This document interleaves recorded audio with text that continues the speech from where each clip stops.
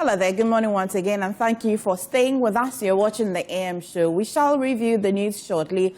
A lot of matters arising, but quickly before Kojo brings you what's happening in front of the newspapers, a gentle reminder that this March, Lady Sam hosts her 7th International Women's Day Conference. Include Her 2026, an exclusive invite-only event spotlighting women's voices, rights, and leadership, which is in conjunction with the second She Made Star Influential Awards. The event takes place on Thursday, 5th March from 8 a.m. to 11 a.m. The theme? Include Her, Her Rights, Her Voice, Our Action. Now, the event features an inspiring lineup of speakers, including Patience, Osekwe, Sonia Ibrahim, and other distinguished voices. The Include Her conference partners include Silverbird Cinema, Accra, Global Media Alliance, Perception Management International, African Women's Voices, Gold Coast Restaurants and Lounge, IBY Service, International Relations and Diplomacy Network Ghana, GhanaWebHosting.com, Supreme Healthcare Management Services, High Priest Studios and Lighting, PNFT, the multimedia group, of course, and Acapme Properties. Include Her because women deserve to be seen, heard, and included. So make a date, keep the time and the date. Do not miss that one. Our guests will join us shortly, but they are Hunter Pili. Kojo. I guess this is why Yao and the deputy producer have been boxing me up because we need to let your voice, be heard. You have to allow my voice to be heard. And you have to be seen. Yeah. Include us, women. Okay. Yeah. So we'll include you. Always. No. What does that even mean? English, please. What does that even mean? Which one? That's you. What? That's. Oh, I mean, he and myself, we've had a discussion. Now I understand why he was throwing that line. Now we need to let you have, your voice be heard. You need to be seen. Yeah, so we'll allow you. Should, because you like. I'll give you all the chance for you to have all the things, Thank you. But this is me being nice on television back there. What's happening in front of the papers? Let's start with the Daily Graphic newspaper. The big story there is coming from the Western region. Work starts on $250 million. Kedah Glass Factory Group to pay $1 billion taxes annually. Kedah is a ceramic company based in Shama in the Western region. And we understand, this is the first time I'm hearing this, that the factory, now it produces ceramics, so from tiles to sinks and what have you. But now they are going into glass manufacturing. Ghana had a glass factory in Abosso during Nkrumah's time, but that factory has been run aground. Today, it's no longer there. But good news is that private investor, Kedah Ghana Limited, is now about to start manufacturing glass here in Ghana. And I'm told that the first phase will be commissioned in August 2026. And the president, when he cut short for the construction last week, indicated that when that comes on stream, the company would be paying taxes in the region of 1 billion Ghana cedis every year. So if one company, Kedah Ceramics, will be paying 1 billion Ghana cedis in taxes every year, it tells you how much we can raise when other companies also come upstream. So that story is there. I think it's on page 3 of the paper. Get details and also abreast yourself what's happening there. Now, again, Finance Minister unveils external reserves policy. And however, this is quite interesting because Government of Ghana says it wants to improve our external reserves from the currently 5-7 months of import cover to now 15 months, that's over a year of import cover by 2028. And they want to do that through gold accumulation. So now they've given a target of, I think, 2.5 tons a week for gold board to buy. And then also the Land Ministry will be purchasing 0.7 tons every week from the large-scale miners. And they believe that by 2028, Ghana will, through this accumulation, have increased its international reserves to some 15 months of import cover. because according to the minister, it will be adding some over $9 billion annually to our gross international reserves. So that story is also on page 20 of the paper there. Now, also, government probes electricity bills, meter issues. Remember, over the past few days, some Ghanaians have been talking a lot on social media about how fast their electricity bills, their power have been running out. And the Minister of Energy has issued an ultimatum to ECG to probe that. That is there. At the back page, trade transport ministers meet with cement manufacturers. Well, it's all geared towards how cement can be affordable to Ghanaians. Let's do other papers now. Okay, let's see. I guess will help me from the back so we can move on to do other papers. Let's do, I think, the Ghanaian Times newspaper too. I see that some people are pledging to be good men today. It's a good sight to behold. Okay, let's move on and do other papers here so I can hand you over to MFI and her panel, who are promising to be of very good men, good behavior today. Oh, sometimes I wish some of these things we put on TV so that people can see the concessions. Yeah, can you help me from the back so we can do other papers here?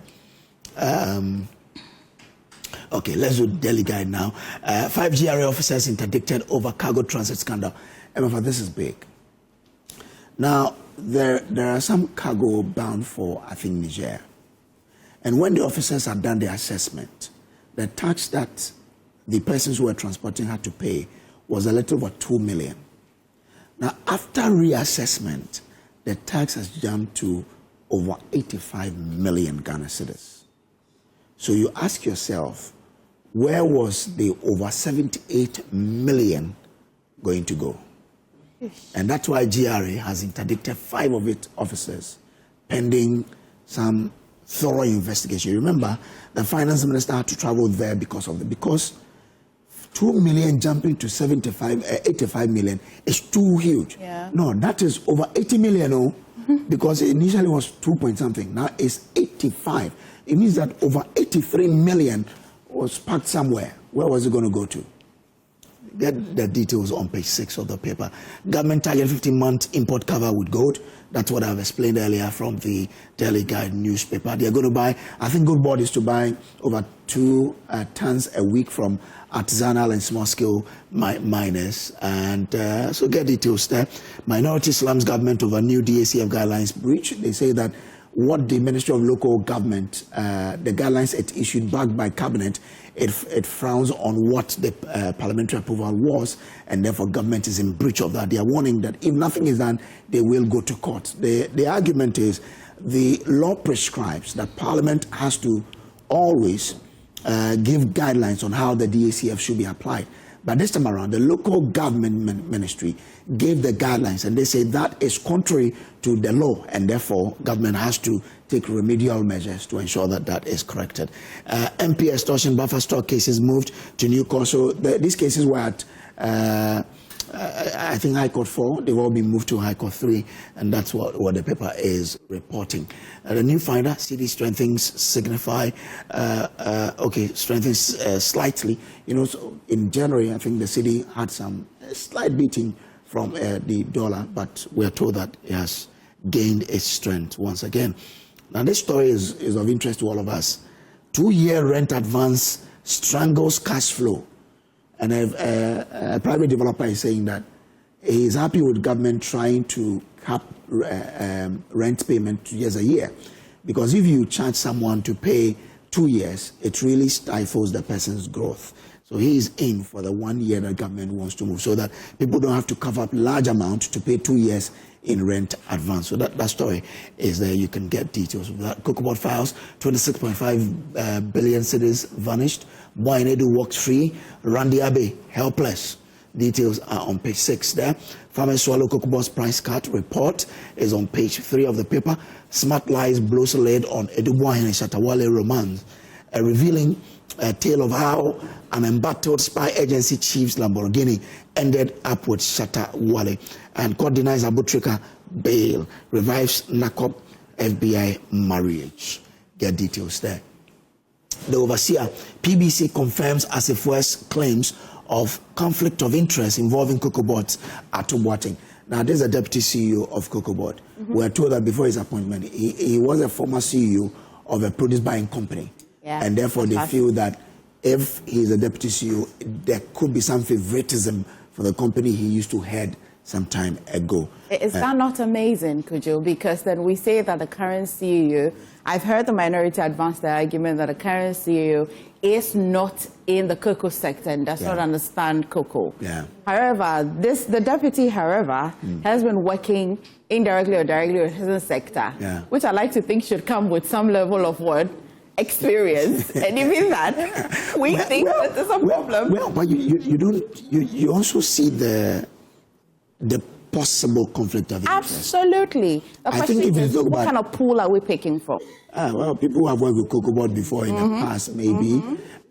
Okay. But sometimes also business people could. But Opuni, I guess, you have a point. They also have a point. So, but because the person who's even the CEO, who must have not worked in a cocoa sector, can know somebody who knows somebody who can, if you trace, you may have conflicts of interest. It's interesting. I mean, if you appoint me as CocoaBoard CEO, I'd love it. So sometimes I want to stay away from I'd love it for you. Yeah, I mean, if you appoint me for, you love it for me to be CEO, and I'll do a good job. You will. I'll do a good job. You will. You know that. I thought you did good with rice farming, but cocoa too, why not? Once I'm a rice farmer, I can take that to CocoaBoard. Anyway, BNFT, absence of price stabilization fund leaves cocoa and gold exposed. So people have been arguing that because we don't have a stabilization fund, for example, when cocoa prices went down, if we had a price stabilization fund, we could then have gone into it to withdraw to show up the farmers. Yeah. So we don't need to cut that 1,000 cedis. We could probably have taken away 500 because we'll get 500 from the price stabilization fund. So this situation we are in now should probably get government to say, let's stabilization exactly again. Okay. Let's build it so that, because as for commodities, the prices go up and they come down. And that's why today, when I had the finance minister yesterday, when he said they are going to buy it at $5,000 per ton, I sort of cringed a bit because I said, well, it could go down like we've seen in cocoa. So if it goes down, what would we do? We'll say buy at $5,000. It looks like for gold, even if it goes down, later when it comes up, you're able to make up for the previous losses. Okay. You know how it means gold that is. Always it could stay at $5,000. Always, yeah. I get it then. Yeah. Okay, so that's the story that is on page 3 of the paper. Ghana Link secure ISO. I think we told the story yesterday. An activist lost government for reverting KIA name to Accra International Airport. Page 2. Well, it won't go away. Will that be all? Yeah, and then my online. So you can go to my online and get some more stories there. Okay, let's see. Yeah, so that's it. So let's do myjoyonline.com. There's so many stories there. We are now consuming more power than projected. PRC boss. Okay, so this was on PM Express yesterday. The boss was here with Blazer Soga, and he said, we are now consuming more power than projected. So what we projected, we're doing much more than that. Get details on myjoyonline.com. There are more stories there you can also get there. But I'd love you to entertain. Okay, let's see. Let's do other stories from myjoyonline.com.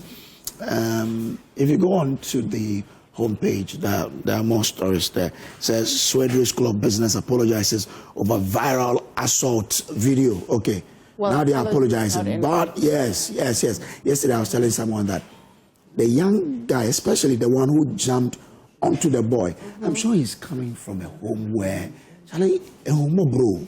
But that boy goes to school and misbehaves, you know. Charlie, you're always causing our parents problems. Yes. Why? I say, children, you have to look at where you're coming from to determine how you behave. Because when you are able to know where you are coming from, there are some things you won't engage yourself in. After all, and you are assaulting a colleague in the manner you did. Now, the CID boss was very incensed with this. He says, produce the guys. Did she give 24 hours, right? Yes, she did. 24 hours. Yes. That produce them. or I would have to invade the school myself. And luckily he did. Yes. Produce them. And what's interesting is the age gap, right? So 18, 19, 20, you were telling me yesterday. Yeah. Yeah. This means that they would have to go through the process. Oh, yes, and you will. Yes. And you would have to. Because if you fail to be disciplined, something has to force you to be disciplined. And it's unfortunate that they have to go through it. But let's see. I mean, the 127 tons of small-scale gold is still there. You can go there and get more details on myjoyonline.com. So, and pump prices set to rise again. Hey, with petrol up by 3.59%, diesel 1.52% in March window. Really? Yeah. You know, they've been up a little over the past weeks. Yeah. And we're being told that it's going to go up again. Let's see. Plans underway to power 24-hour economy, PRC boss assures. MFA, all your men are here. But you know, when the guys were pledging that they will deal with you today, or they will be with you. Because I think you should get them to pledge to you. Okay. Because every time they pledge to me, they hello, gentlemen. Can we have you? Good. So today we have Kamal-deen Abdullah here. Hamza is seated. The big man, the communicator from UP Plus is here. Our friend. Oh, from UP Plus? Oh, no. Okay. Yeah. That mobile phone in a cycle. This is not. I take the greater. Look. He must. No. No. He has to apologize. No. Come on, hold on. I cannot mock the new. Hold on. Okay, leave it to me. Leave it to me. Come on. Withdraw. You are gentleman. Withdraw. No, I'm only. No. Let's not withdraw. Gently. I know you. Come on. I know you. You are gentleman. Please. He has to. Before I withdraw. No. Come on. No. Just withdraw it. No. Just withdraw it. No, what happened? Come on. You are my friend. I am. You are my friend. Just withdraw it. Apart from apology. Just withdraw it. You are my friend. Withdraw it. Let's move on. You are my friend. Just withdraw it. Let's move on. I never intended malice. Okay, so just withdraw and apologize. Just withdraw and let's move on. Maybe some coincidence here. Phone call. Withdraw and let's move on. Withdraw and let's move on. Want to belittle the United? It's okay. Come on. Look at me. Please withdraw and let's move on. Good, for your sake, I withdraw. Good. Otherwise, I was factual. No, thank you very much. Zato, gentlemen, please. MFI is going to be with you today. All she's asking for is that you humbly and kindly comply with her.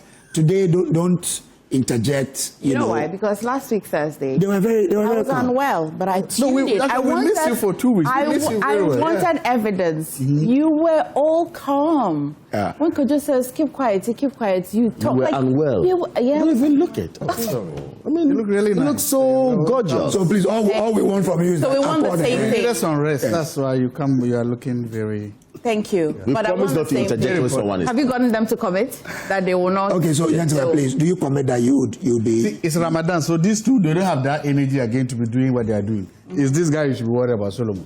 Solo, I think today you. I have always been cooperative. I said. All right, thank you, gentlemen, for the assurances. Kujo, thank you so much. That's Kujo rolling on the floor. Oh dear. I asked for a pen and paper, and I was not given.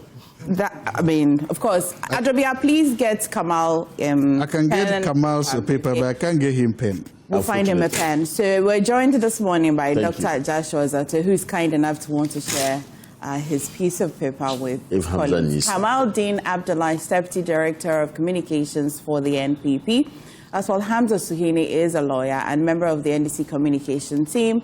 Solomon Owusu is Director of Communications for the United Party. Good morning, gentlemen. Good morning. Okay. Nice to have you back. Thank you. Nice to be back with you, gentlemen. How many of you are fasting? I think 2 around this table. Yes. Okay. How is it going? Good? Not bad. Okay. I think day 9, some have today, and others day 8. Okay. Yeah, I'm also fasting. Oh, with the Lent season, I'm a Lenten. Yeah, of course, yeah. So it's Lent. So Lent that's season. also doing the Catholics are fasting. Fast. When you wake up, when they ask you, you didn't say anything. What do you didn't say anything. You didn't say anything. Unfortunately, Zato asked for coffee this early morning when we came in. I don't know how you broken your fast. We are Catholic. We are also fasting. We are Lenten with coffee. It's in different forms. So Agreed. We are also fasting and Lenten. Okay. A lot of matters are rising. Yeah. Let's agree on which one to start with. Of course, I think the most pressing one this morning will be government's proposal to more than double Ghana's foreign reserve buffer from 5 and 7 months of import cover to 15 months of import cover in 2028. I will just want to understand maybe, I'll go to the ruling party, of course, to understand the logic, the cost, and how achievable this is. Of course, the finance minister quite was enumerated how we're going to achieve that.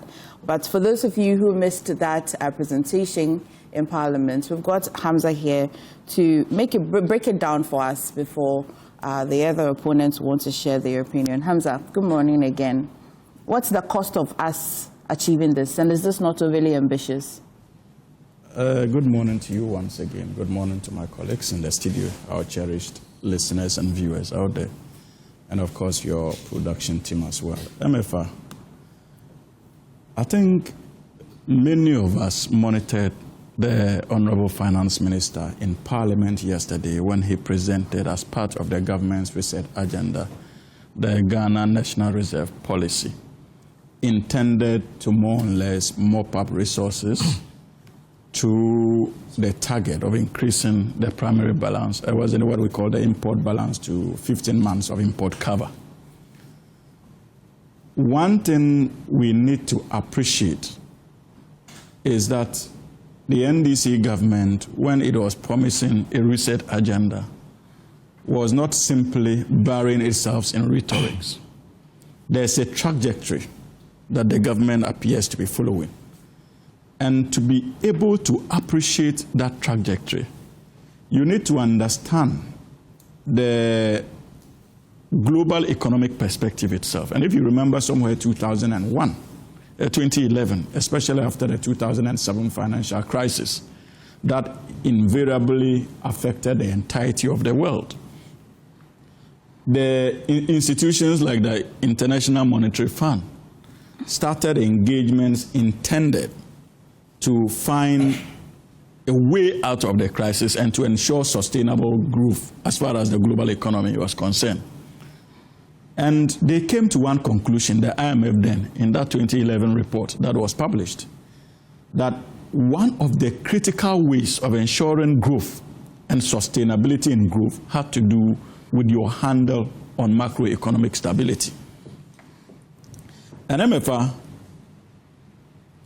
when that document was released, those of us who are interested paid serious attention to the contents of that document, where emphasis was laid on the continuous relevance of macroeconomic stability, inflation, your ability to have a healthy trade, a balance of trade, metrics,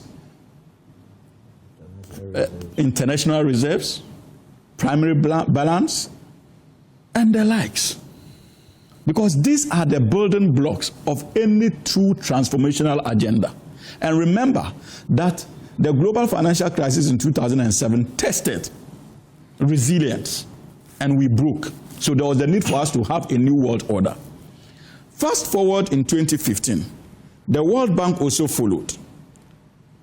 The United Nations also followed with what they called a committee that was tagged the UN System Tax Team on the post-2015 UN Development Agenda. And they also came to the same conclusion, macroeconomic stability.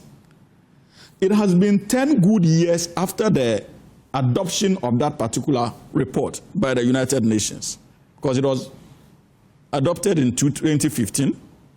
We are in 2026, am I right? So about 10, 11 years.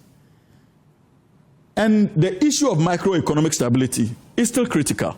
And so that is the bedrock of this government's reset agenda when it comes to the economic front. We understand that Ghana is not an island. And that if you look at the Ghanaian economy, there's the need for us to be able to manage it in such a way that we are able to even find our way through external shocks. Remember, the question even became more telling during COVID, when one of the most promising, when one of the most troublesome references or catchphrase of the then administration was COVID, external shocks. The reason why we are having a runaway inflation has to do with COVID and its effects. It's affecting almost every country on the globe. An opposition party that was consistent, that if we had done the things right, we wouldn't have been complaining about COVID, is now tasked with the responsibility of actually investing in the structures that matter. And so for us, one way, just as the IMF predicted in 2011, just as the United Nations predicted in 2015, one sure way for us to do so is to get a handle on our macroeconomic stability. And since January 2025, that is what we have been doing. Today, our inflation is quite appealing. A single digit. We inherited an inflationary rate of about 23.9% or 22.9%, if my memory serves me right. Today, our debt portfolio is quite encouraging in terms of our ability to manage. Government has been able to effectively manage expenditure. These are positive signs, MFR, but we acknowledge as a party that the tax is not just to be basking in the glory of these fine indices, but how to sustain it. So we have moved beyond just achieving these targets to putting in place the necessary building blocks to sustain that growth. And one sure way is to take advantage of our extractive industry in a way that would be an effective buffer for both external and internal shocks. And no better place to look than to police and effectively manage our mineral sector through the Ghana National Reserve Plan, intended to show up resources for external shocks and internal shocks as well. And you see, the advantage associated with that move also hinges, if we are successful, on our ability to ensure that businesses have access to credit, to be able to invest, to expand. There's a likelihood from our compatriots from the other political party to say that, okay, you promised jobs. Of course, I listened to the minority leader yesterday. Or you promised a 24-hour economy. What they have forgotten is that you cannot implement a 24-hour economy effectively if you do not have your economic fundamentals in shape and guarantee its sustainability in terms of its future prospects. And that is the reason why we are doing those things. So when you open up the space through such interventions, private businesses, in line with the NPP's agenda of private capital empowerment, private businesses can have access to capital to invest in their private businesses. When these businesses open up, job opportunities will be thrown. And in line with the NDC's own ideology of social empowerment, because ours is compassion and competition reconciled, in the words of Tony Blair, in the sense that whereas the NPP is pursuing the capitalist interest, private capital, we acknowledge that it is our responsibility to support those who are capitalists and are citizens of this country, and our responsibility to also support those who are down there and aspiring to be self-sufficient, those who are vulnerable. And so we reconcile the two.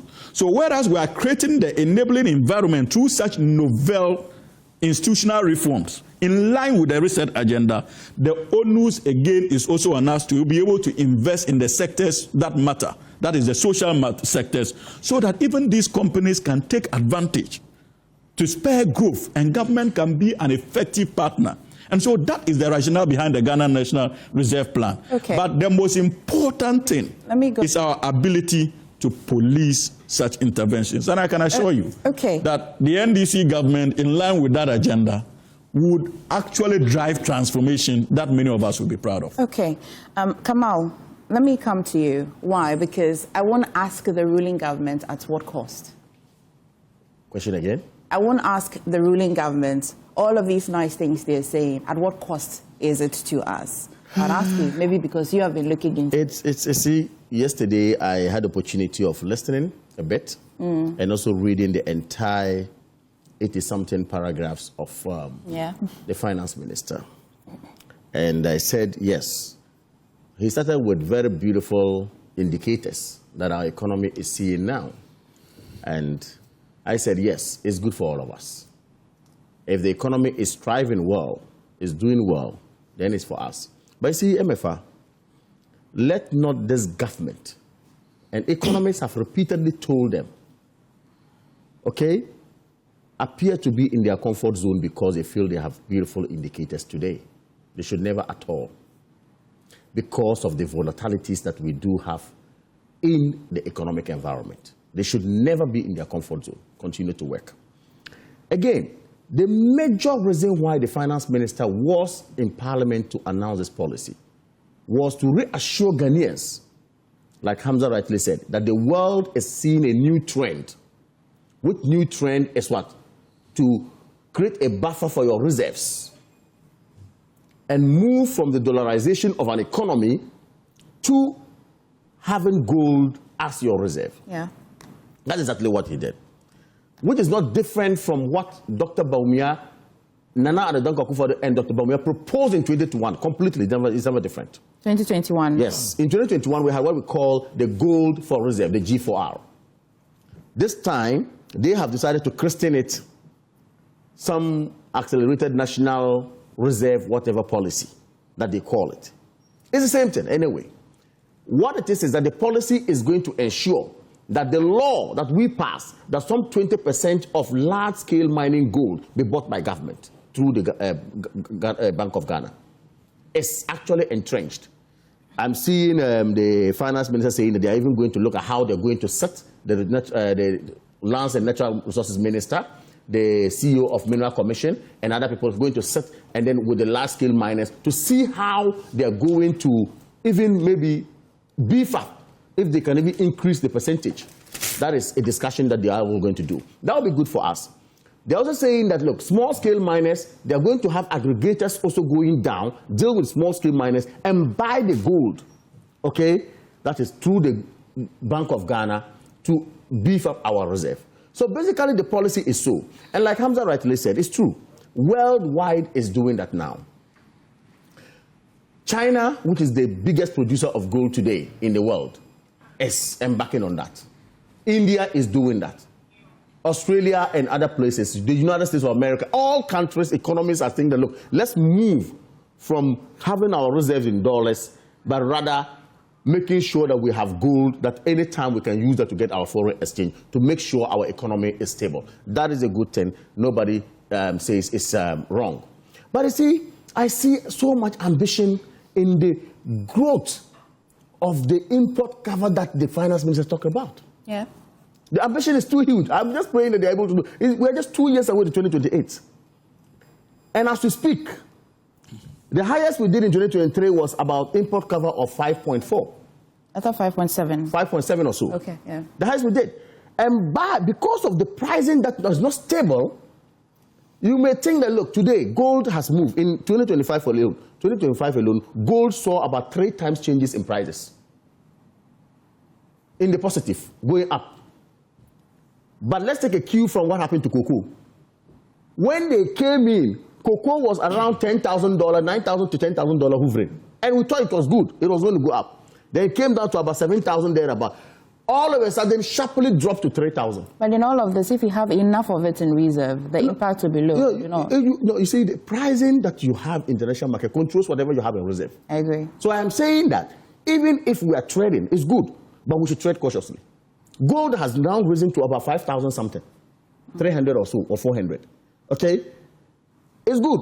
But how sure are we that it is going to stay there? All metals are seeing rise. Silver is seeing rise. Copper is seeing rise. Gold is seeing rise, as it were. We are dealing with gold. And most countries are dealing with gold. Kenya has always started with gold. But I'm saying, so long as there's some volatilities actually that we can record in that environment, we should not be comfortable and think that that is how it's going to go. What does cautious so look like? the ambition. Look like?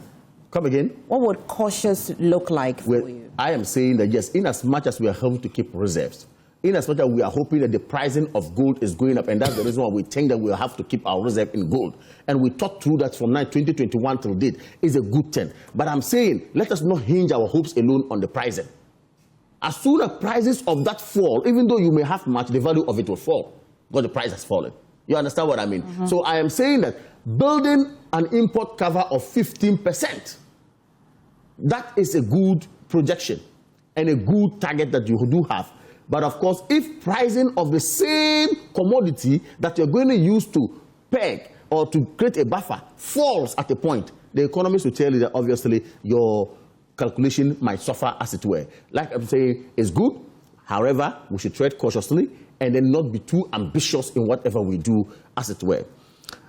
That said, let me commend the government for now, wherever we are, that decision of making sure that we continue with a very good policy from the past government, which is building the reserve. But the question that comes to mind, when the MPP left power, by 2024 we left power, we had about 30.08 or 30.8 tons of gold in our reserve.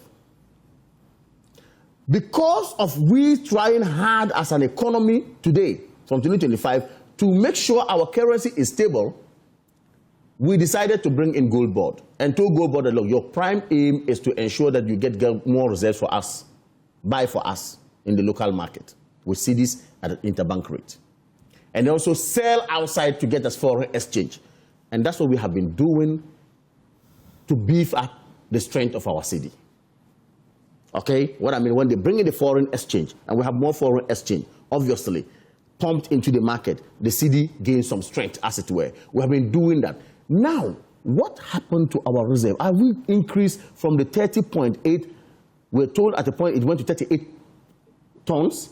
Now, at the point we're told again that it reduced somewhere to 18 tons in reserve. Where are we now currently? I can't tell. I'm asking the question whether Atufosin can tell exactly where we are before the decision to want to do 2.4 tons. So, by and large, if we are saying that the reserve is what is going to help us shore up our economy, then we must make sure not to deplete it in terms of numbers. But if you look at the way they want to go, the amount of tons the Gold Board has been taxed to do per week, 2.45 tons per week. Mm-hmm. Put all this together, you don't project that there will be more in the reserve. You see, we are on one leg saying that we're fighting Galamsey. Then, at the next page, we're saying that we need gold to beef our reserves up. And the last time I checked, even gold from Galamsey were told by the president that it is our gold. We should buy it. And nobody should smuggle gold out. So yes, we are able to fight Galamsey. Good thing if we are able to do that.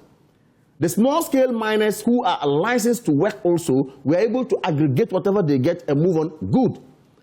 But when you continue to fight Galamsey strongly, I'm not saying don't stop. You have to stop. As soon as the fight succeeds, it means the gold that would have come from that area will cease. Are you understanding? Are we saying that the small-scale sector will not be able to meet the standard? There are, we point accusing fingers at some of the small-scale miners that they are even engaged in Galamsey. Okay. We do that. And I'm saying that if we fight, it succeeds, then the projection we are making, we may not get the numbers that we need, because that side has been defeated, which is positive though.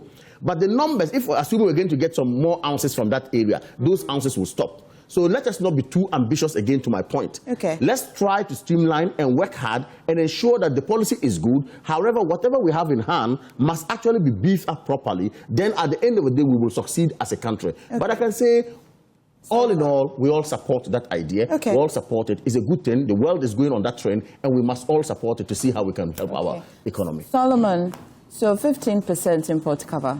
Yesterday, when you heard the finance minister, for you as a party, ambitious. Is this something that you think is achievable? Are there parts of it that you think they should take a second look at? It's more than achievable if we could use $97 million to dig a hole, and you have the option of putting that money in a reserve account. Why is it not achievable? It's more than achievable if you could use $97 million. Yes, to just dig a hole. $97 million. What hole is this? Oh, the National Center. And it was an expensive hole in Ghana. So call it what is. And who has been arrested as a result of digging a hole for $97 million? Has somebody been arrested? Kamal. They came and corrected. I don't even know what hole it is. I know it's a cathedral. Is it a hole? No, you don't. Did you do a hole? Oh, you know, it's a hoe. Of course, I you know know it's a hoe. where he's driving. You know it's a It's a hoe. I know where he's driving. You know it's a hoe. I know where he's driving. And what I know, but you know it's a hoe. You came and corrected. You said it was good. That's why I'm You asking people, him. you said you are now NDC. You people came and said it was now. You claim you belong to UP Plus. Are you going to allow him? Kamal, It's very Kamal, easy, man. to think. Kamal, You see- let me hear him. You see, You can make your point. This attempt, And then this Of- man like that. No, Kamal, really? this attempt, Is it the same Kamal that's on a fast? No.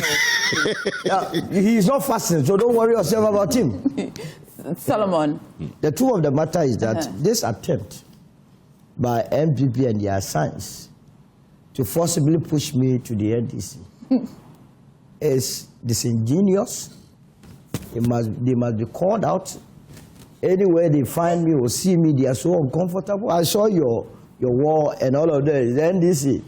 Because the truth of the matter is that when you speak the truth and it does not go their way, they forget that I'm also a political party representing a political ideology. I have been coming here with this great transformational plan. Yes. I speak to this plan. Yes. And interestingly, I don't know whether or not because we gave John Mahama a copy of it, most of the programs and policies that he's implementing Find reflect. expression in your... So how would I come here, knowing very well that if you had been given the opportunity to govern this country, you would have followed this tangent to criticize the very policies. You see the absurdity? So if it happens that what they are doing is in line with our line of thinking, you cannot in the figment of your imagination. So if I speak against the government, am I an MPP? Is that what he's trying to tell me? And who told you I'm interested in doing the bidding of MPP NDC? If I want to join the NDC, I'll join the NDC. After all, the Constitution is so clear. There is freedom of association. When I was joining the MPP, nobody forced me to join the MPP. In fact, you, Kamal, you were in PNC. Me? Who was in PNC? You were not even. Never You never started as an MPP person. Never. That's not true. And I challenge you any day. That is the biggest lie. He has never started as an MPP. Read my lips. He doesn't know me. Read my lips. I want to challenge you to produce to me your card when you joined the MPP, the year you joined the MPP, and I'll prove to you that you are lying to me. But that is just by the by. I have just That is a lot to be by the back. That's a big lie. The biggest lie of the century. Okay. So the policy, we have what it takes to accumulate the much-needed reserves to protect this country.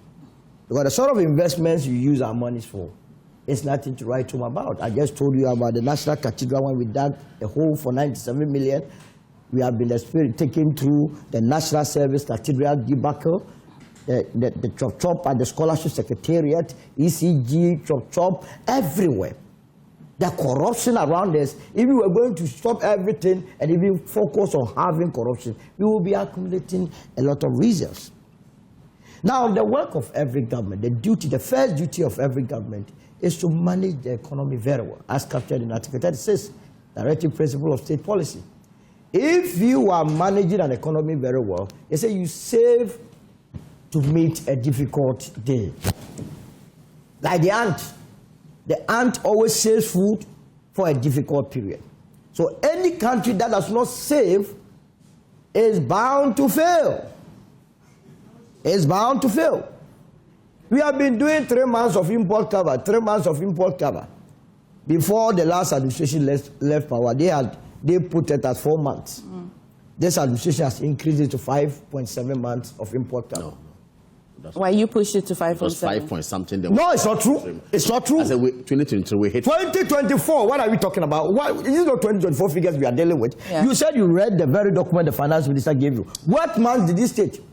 If at 2024, end of 2024, you have done 4 months, they have increased it to 5.7 months. That's what we're dealing with. They describe it as quite risky too. They describe this as quite risky. Even the 5.7. Absolutely, because as a country, we cannot say that should we go through difficulty, all that we can survive for or last for is 5.7 months. We cannot take anything for granted. We could go into difficult periods. And so, if there is a policy to push it to 15 months, I am for it. What do you anticipate? I've been asking this question. What do you anticipate will cost us to push it to 15? Absolutely. I mean, In 1997, we all saw it, the Asian financial crisis. People in Asia were gambling with their debt portfolio, with pegging of currency and so on and so forth. It had a trickling effect on our lives in Ghana. I remember because I was in the secondary school and I saw the impact of the Asian financial crisis. Fast forward to 2007, 2008. Americans were gambling with their mortgage situation, the banking sector. It had a debilitating effect on our economy. And so, and we experienced it reflected because we didn't have enough buffers. We pushed it to 2020, 2019 and 2020 when we experienced COVID. Though COVID should have been a blessing, you saw what happened. Why would COVID be a blessing? COVID. That was when the IMF was approving loans like never before. Record time. We had about 3 billion from the whole debacle. You ask them, where is the money? You go to Felicia Tete in the northern region. She tells you that, look, during COVID, I was giving 100,000 as a parliamentary candidate of the New Patriotic Party. They were sharing the money like booty or biscuit. They came to tell you and I that they expended 54 million Ghana cedis in cooking food. I asked you the last time whether or not you ate the food during that period. Did you eat some? I don't know what food you're talking about. During COVID, you never had any food. But you were told, they told you that you ate some and it costed the nation 54 million. No, Solomon. So did you say they were sharing it for the whole country? That's what they said? They said they shared it to Ghanaians. I'm not a Ghanaian. Are you not a Ghanaian? Okay. On this table, why did you get some? Maybe Kamal had some. Maybe Chabunte had some. But that's the point. So you need to prepare yourself to meet a difficult period. By difficulty, what it has been enumerated, the points have been enumerated by Hamza and Kamal as well. You see, I read the entire piece and I realized that there was so much concentration on gold. Gold, yes. Which could be risky. Because if you know the mechanism by which gold prices are arrived at or established, then you know that there is something, a risky line that we are towing. First of all, I am yet to know, and I believe if they are not part. So you had the sense to say, and you were all out talking about food. Are you the moderator of the show? Do you determine how he presents his ideas on the show? You see, Kamal, he's not. He's a member of the MPP. All right, no problem. Okay. The London Bullion Market Association, the LBMA, they determine the prices of gold and other precious metals. Now, are we part of that association? What is our contribution there? Look, they always tell you that is the market forces of demand and supply. Don't buy that. Why not? People actually sit back and engineer. No, but why not? Isn't it public knowledge that because of the way the world is going, people definitely... That is what you have been told by your nemesis. Really? But today, are we not planning on putting gold in our reserves? Because we anticipate that there are things that may happen. No, because that somebody would deliberately stop buying. You see, it's a demand and supply situation. The more you are supplying the product into the market, the lesser the price. If it becomes scarce, then the price goes up. But somebody would deliberately engineer that they don't buy at all. So that you have more products in the market. That's what I'm saying, that the London Bullion Market Association, Ghana is not, or I'm yet to see any entity from this country that is part, that makes the determination. And so going forward, the Gold Board must, as a matter of urgency, find ways and means of becoming a member of that association. That's number one. Number two, we cannot rely on, well, at least, cocoa has taught it something in recent past, that the prices can go down. That's true. You understand? So I saw the finance minister touching on other sensitive areas, but the concentration is on gold. Gold, but you say cocoa has taught us a lesson. Why aren't you anticipating that gold as well? We might learn some lesson. That's the point. That's what I'm saying, that we have to safeguard ourselves. He brought in, let us not make the point as though he did not bring in mitigation policies. Yeah. But what I'm saying is that those mitigation policies could backfire. Okay. He touched on other critical mitigation policies, but he did not spend more time on. For instance, investing in the palm oil sector. Yeah. He said they were going to put about 10,000 hectares of land into cultivation. It is a critical and a needful thing to do. Okay. Okay. You understand? Yeah. And other cash crops as well as consumable or staples. Look, me, I'm not a fan of this cocoa and cashew business. That's your Because you know what? If you were to go to any home in this country, so by this time you are getting to Accra International Airport. I'll be landing. I'll land. I will not make your life difficult. No, not at all. I know that's why maybe. Oh, the name has been changed, eh? So yeah. It's no more Kutoka? No, it's not. Oh, okay. You are current. Yeah, I am. It's my But job. let it be on record that Kamal has been interjecting from day one. But you also let it be on record that I've allocated you more time. Perfect. So what I'm saying is that the hectares is good. I am for a policy that will encourage the production of staples that are consumed by Ghanaians. Okay. Cocoa. How many households eat cocoa and these products in this country? Hey, yeah, you don't eat chocolate. How many times? You don't drink cocoa. milk, Oh, my goodness. Look, from here, I'm going to look for fufu or abengu. Okay. Ask them, the Watcher people. These are the things that we must be concentrating on, so we don't import more of these to ship away our hard-earned currency. Okay. Cocoa is also local. Okay. What let do me- you look at? Cocoa Dr. Zato. Did you drink cocoa this morning? Thank you. Thank you very much. Thank you, my friend. Why? In 2017, when the government of the MPP came into power and they decided to build this whole National Cathedral, his boss was in cabinet when the decision was made. His boss supported the construction of the National It's not Cathedral. true. For It's 6 not true. years, No, Alan no, no, Tramantan said in cabinet, what just been done, he never came out to criticize it. Correct him. So, if people here, Correct him. remember, You said it's not true. But you must stop him No, let me because he hear has him. no basis for saying But he's that. here to give But the you were here when the president told you that he and his God decided to construct that hole. How did Alan Chamati come into Actually, the dream to of be the fair, president? it wasn't What are you a talking policy, about? to be fair. Someone dreams and say Allah was part of the dream. Hey, my goodness. Okay. Carry your own burden. I told you that I'll be good today. You are. Yeah. For 6 years, from 2017 to almost 2022, the government of Nana Addo Dankwa Akufo-Addo decided to build a national cathedral. Was it a government policy? It was government policy. Are you The sure? Attorney General went to court recently to say that it was a government policy, government money was used. And that no- I'm making a that no wrong was- I beg you, I want to, you see, that's And why I no say. wrong was committed. For 6 years, the MPP government was constructing a national cathedral.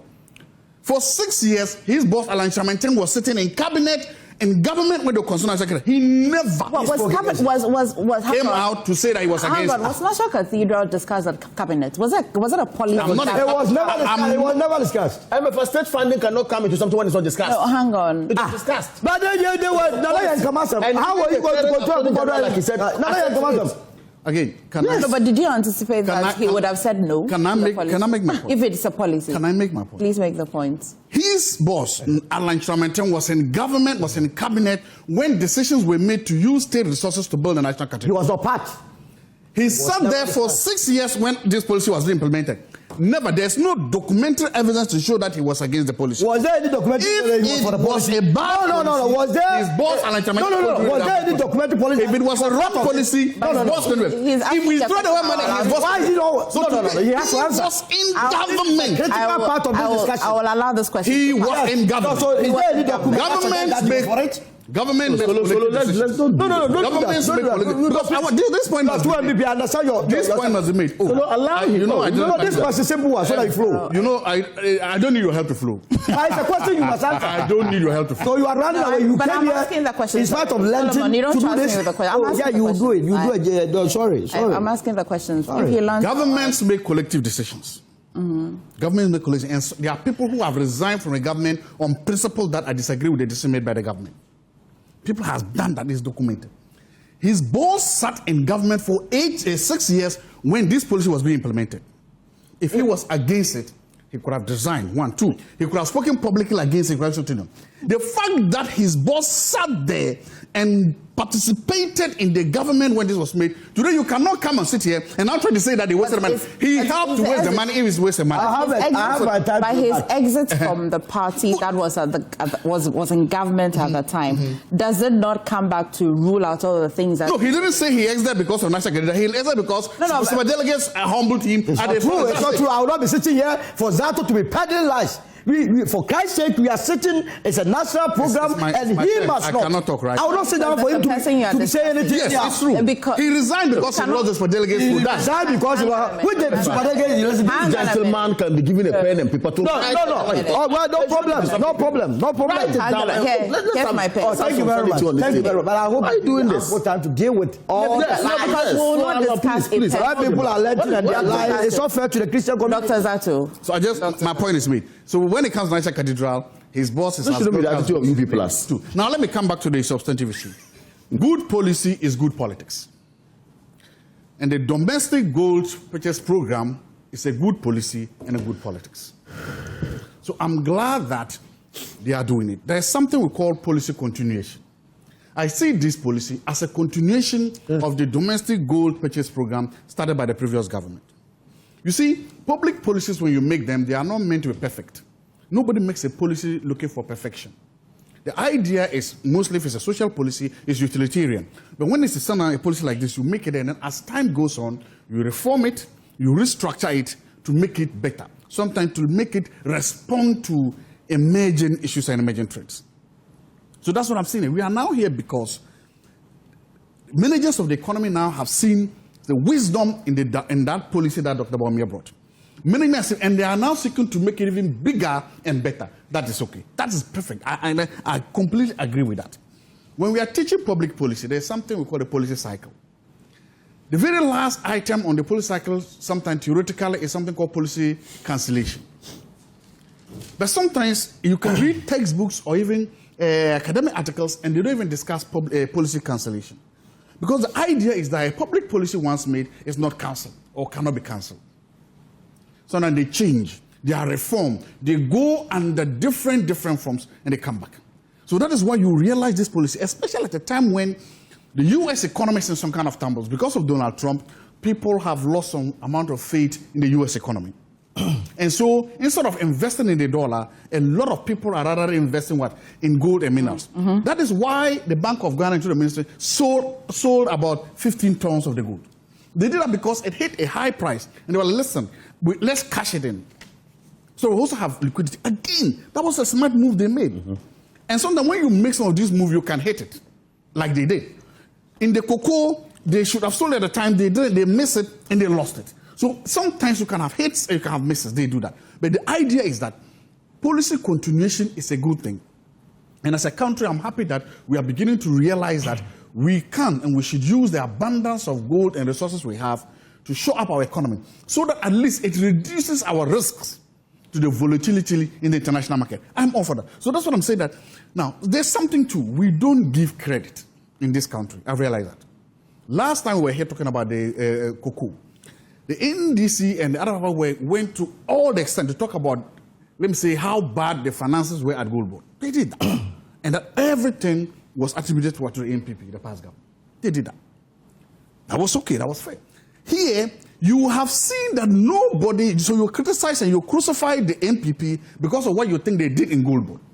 But here, nobody is trying to then give any credit to the NPP and to Dr. Bawumia for this policy. I have a question for you and people who also say this and say that we don't give credit, or people don't give credit to parties. And both the NDC and the NPP are culprits. Exactly, I agree with that. But my question really is, credits for? Good. Credits for what? Sometimes credit for creativity, credit for ingenuity, and credit for good governance. Absolutely. Like but this point, I agree. As I said, this is policy continuation, and I'm happy with that. In fact, I think that in terms of the volumes, I think that the government can achieve it. They can do it more. Yeah? I think in terms of the volume, we have so much gold in this country, can do it. So again, it's a good thing to do. It's a good thing to do because we must always try to think ahead. And sometimes we must think ahead not just for this generation or even next generations. We must think ahead for what happens. We shouldn't be practicing delay policy or that necessarily say, give us this day our daily bread. Our policies have always been based on delay. The whole in the laws said, give us this day our daily bread. The Nagati say it better. Give us food today, so I'll be happy. We should look beyond giving us daily bread today. And policies like this have the tendency to let us prepare for future events, mitigating factors, and our benefits. But you asked a very important question that I think that so far nobody has said to ask. You said at what cost? I will leave the financial cost and focus on what? The health cost, the galamsey cost. I will leave that and talk about what? The pollution of the river costs. This media house is running a documentary on galamsey. You will listen to that and you will cry. You will listen to that thing. Our waters have been poisoned. Our trees have been poisoned. Our rivers have been poisoned. Human beings have been poisoned. Birth defects, cancers, others are happening. They are all happening here. I did not see a rigorous policy announcement yesterday to separate galamsey gold from good gold. I didn't see that. So far, there has been a very important question that we refused to ask. How do you anticipate a policy that separates galamsey gold from the real gold? How? Because galamsey in itself is illegal. Thank you. And there are frameworks to regulate. That's the point I was Thank you. But then I'm coming to that point. There is galamsey gold in the system right now, right? Is it? There is, because the galamsey is going on. Galamsey cannot be going on if there's no galamsey. No, side the president. The president said there's galamsey. Galamsey is going on now. That means that there's galamsey gold. Who said it? My question is, gold. what happens to the galamsey gold? No, it's not. My question is, where does the galamsey gold go? Galamsey gold. If galamsey is going on, and there's galamsey gold, and we are told Gold Board does not buy galamsey gold, I agree with them. I agree, because I have no evidence to prove otherwise. Nobody buys galamsey gold. I agree with that too. Now, we are saying that Gold Board has successfully prevented smuggling of galamsey gold. So, but there's galamsey going on, and there's galamsey gold. What happens to it? It's confiscated under the law. And what happens to it after that? But it's not purchased. Anyway. It's not purchased per the law. So what happens? Gold Board, you see something. The point I'm making is that there is galamsey gold in the system. Where does it go? So the point is that the galamsey, if it is confiscated by the state, then it means that the galamseyers now do not have money to invest. But we are told that they are still expanding their business. So what are they using to expand their business? By who? Okay. So no. This they are told by who that they are expanding it? I'm praying. My prayer, my sincere hope and prayer is that we don't try to achieve these figures on the back of our health, on the back of the destruction of our rivers, on the back of the destruction of our forests. We don't try to do this by ignoring or closing one eye while allowing galamsey to come and pass, so that we achieve this target. Because when we do that, there will be no human beings left to benefit from the economy. Akufo-Addo famously said that we can bring back an economy, we cannot bring back human lives. The policy is a good policy. Good policy is good politics. I have no problem with the debate. My concerns, my deepest concerns, are the environmental cost, are the health cost, are the galamsey cost. This is the question I've been asking all of you on the table, and I started with you, Hamza. So at what cost? I didn't mean the figure, the monetary cost of it, because it's concerning. A lot of people say that the galamsey is still ongoing. There's Gold Board buying galamsey gold. What happens to gold that's confiscated? MFA, first of all, the cost was made public by the Honorable Finance Minister yesterday, the cost we see. Because I know as a matter of fact that as a government, we have partnered over the last year with the Ghanaian media and civil society organizations in the fight against galamsey. And we are still committed to that particular fight. So what we see in terms of these projections is simply the cost or the financial burden government of Ghana would have to bear in the accumulation of these reserves. And that is why the finance minister indicated that for the whole of last year, Gold Board had to bear the cost of about 214 million USD in our bid to accumulate in excess of $10 billion to shore up our reserves. So clearly, that is the cost we see. In terms of the environmental cost associated with it, we have already thrown out a number of policy interventions intended to deal with environmental issues associated with mining.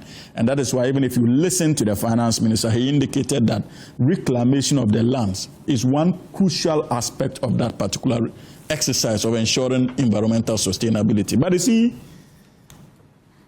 MFA, that is one exciting and thrilling thing about the National Democratic Congress. We have not claimed, either in government or around this table, that the NDC should be given the credit for introducing what we called the gold reserve policy. Because unlike the NPP, the National Democratic Congress understands that this is not a policy that was introduced by the New Patriotic Party. Indeed, it was a policy introduced by the first president of the First Republic of Ghana, His Excellency Osajefo Dr. Kwame Nkrumah, somewhere in 1960 to 1961, when the Ghana currency was launched, and were in search of ways of ensuring its credibility and growth. And what's the name? Strength. Strength, that's the word. And so it was launched. Gold for reserve. It has been there since 1961. Somewhere in 1961, 1962, there were challenges. It was stopped. But immediately after the middle of 1960s, it took off again until somewhere in 1980. And 1980 onwards, Ghana decided to be accumulating in measured scale in terms of gold reserve. So it is never a brainchild of His Excellency Dr. Mahmoud Bawumia. And these are the lies that we have allowed our friends, the likes of Dr. Zato and Kamal-deen, to peddle for some time now. That needs so are you saying that the domestic gold purchasing program was not initiated by His Excellency Dr. Kamal-deen? How they was it? No, it wasn't. In 2021, it wasn't. Was it in 2021, it wasn't. Someone who claimed that he was the mate. Dr. Zak, you see, MF, I don't want to go out. Even I myself, I thought it was under the NPP. I'm mostly just getting the... No.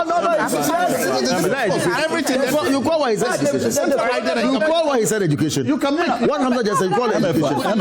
Are you getting miseducated or you are getting... No, they are miseducating you. It has been there since the day of... Can I So it has been there. What was the minister doing?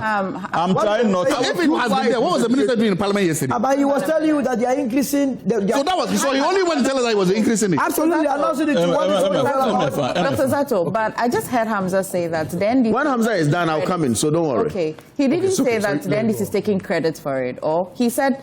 They are That's what he said, yes. Yeah. But he now brought a whole history to this module, which I am interested in hearing. No problem. I'll be surprised a lawyer will peddle falsehood. Don't worry, no. I have no interest. No, it's not falsehood. And I think I've made that point before. And I'll hear you. So unlike our friends like Dr. Zato and Kamal-deen, we are humble enough to concede that this was a policy instituted by the first president of the First Republic, His Excellency Dr. Kwame Nkrumah. But you see, again, MFA, it is true that after 2020, the NPP government decided to take out the brakes and ensure that it was vigorously pursued in a major scale.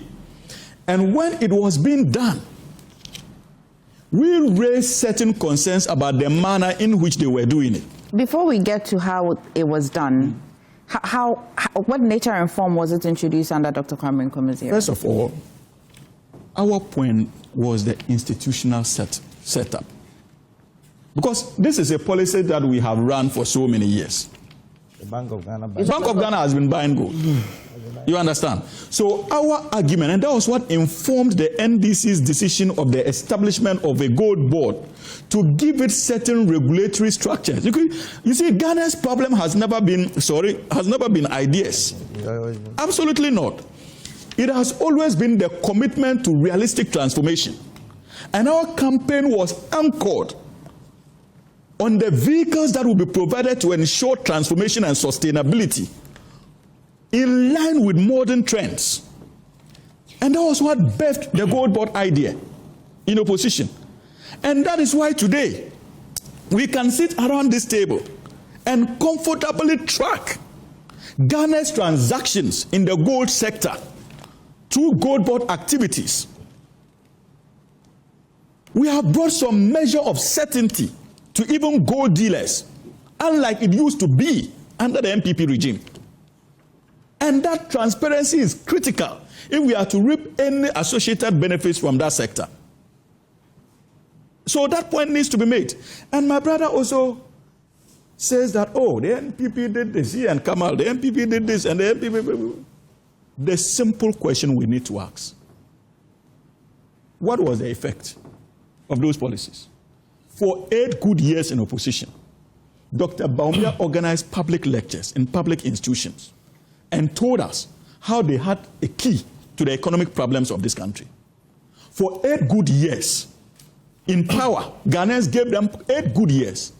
What was the result of their economic... Kamal is just telling you that there were some reserves left. I'm not saying there were no reserves. MFA, you are trying to digress me. For 8 good years in opposition, this is important. Please, this is important. I'm not digressing him. Please. For 8 good years, what was the collective effect of these interventions? Fantastic. Did we see a decline in inflation? No. Did we see an appreciating cedi? No. Did we see a decline in our debt management? No. These are the critical questions we should be asking.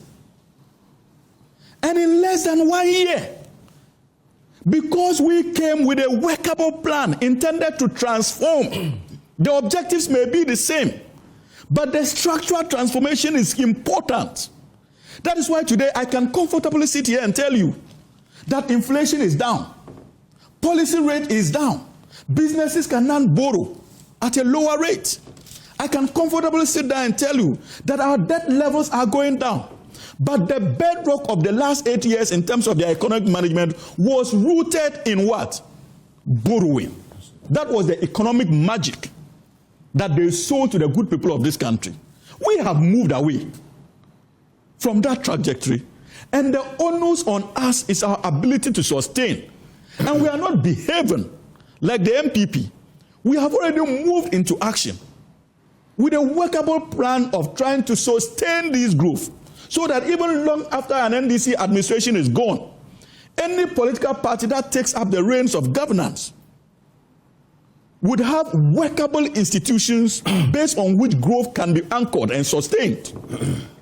And that is why you simply cannot help but be thrilled by the foresight of His Excellency John Dramani Mahama and his finance team. Because it is quite clear that this is not business as usual. There's a complete breakaway from the past in terms of how our economy was managed. That is why in 1 year, we can see benefits of our economic indicators, our economic management. But for 8 good years, what we saw was dwindling economic gains that eventually led us to being blocked out of even the international capital markets. That led to credit ratings of junk status. That was the record of 8 years of economic management. It's fine. The people who held that record, the record you are touting. But Kamal, do you understand the pushback from the... Let me. You see, a lot of half-truths and truths have been peddled here this morning. By who? Half-truths by Hamza and you yourself. You see, first of all, I am happy Hamza now appreciates that Ghanaians don't have short memory. I'm so happy that my brother appreciates that Ghanaians know history. That is why he traveled all the way back to 1966 and spoke about Kwame Nkrumah. Ghanaians do not have short memories at all, as suggested by His Excellency John Dramani Mahama, when he said we have short memories. I'm happy Hamza has now appreciated that we don't have. So where did President Mahama? You are the host. So when he does this things and I enter, no, say I'm because I am saying I'm deliberately. But I must get into my memory to see if it's. But did President Mahama say that Ghanaians have? He said that. Where did President Mahama? Please, I will give you evidence is here to prove. Where is the evidence? Let me move on. I beg you, I'm interested. I'm noted. I'm interested in it. I'm also interested. I must just noted. I'm going to give you evidence. When he was in suggestion, he said we are not allowed to flow. So but I expected you to ask that. Delving into history, going back to history to know where you're coming from is very imperative, very important in our life. Again, what did Hamza say? Hamza said that the MPP should not pride itself, as the initiators of the gold for reserve policy. We should not pride ourselves because we are not the first, and that Kwame Nkrumah did it, and that also. Look at paragraph 88 of the finance minister's statement yesterday in Parliament. Paragraph 88, it reads, Honorable Speaker, on this historic occasion, I call on this august House to consider and approve Ghana's first, emphasis on Ghana's first, Ghana's first national policy deliberately designed to build external reserves and secure the future. Ghana's first. What happened to Kwame Nkrumah 66? We are talking about... No, please, you see, this is the finance minister speaking. We are talking about the oh my God, you saying that... Is it the English you don't understand? Whether you spoke Latin or whatever, I am telling you who said it What's the first. interpretation you're putting? Listen to me. So what's the... I want to understand the I interpretation. want to hear him. First means first. We told you that, look, you sit here and then once they speak as though we listeners cannot decode whatever they say. I am trying to say that policy, when it's on the run, and we all appreciate it's a good policy, like Dr. Zato said, it's good. At what point did we actually initiate something that is good? At what point are we continuing that is good? I have no problem. It's excellent. If the NPP started in 2021, and then this is saying that, no, this is a good policy, only let's have christen it, give it a new name, and continue with it, because every indicators of that policy are the same. You are buying gold from Bank of Ghana, correct? The 2021 was doing the same. You are aggregating gold from small-scale miners. 2021 policy was the same. You are trying to shore up our reserve. 2021 policy was the same. Nothing differs. There's no difference. The only difference is the nomenclature, the name.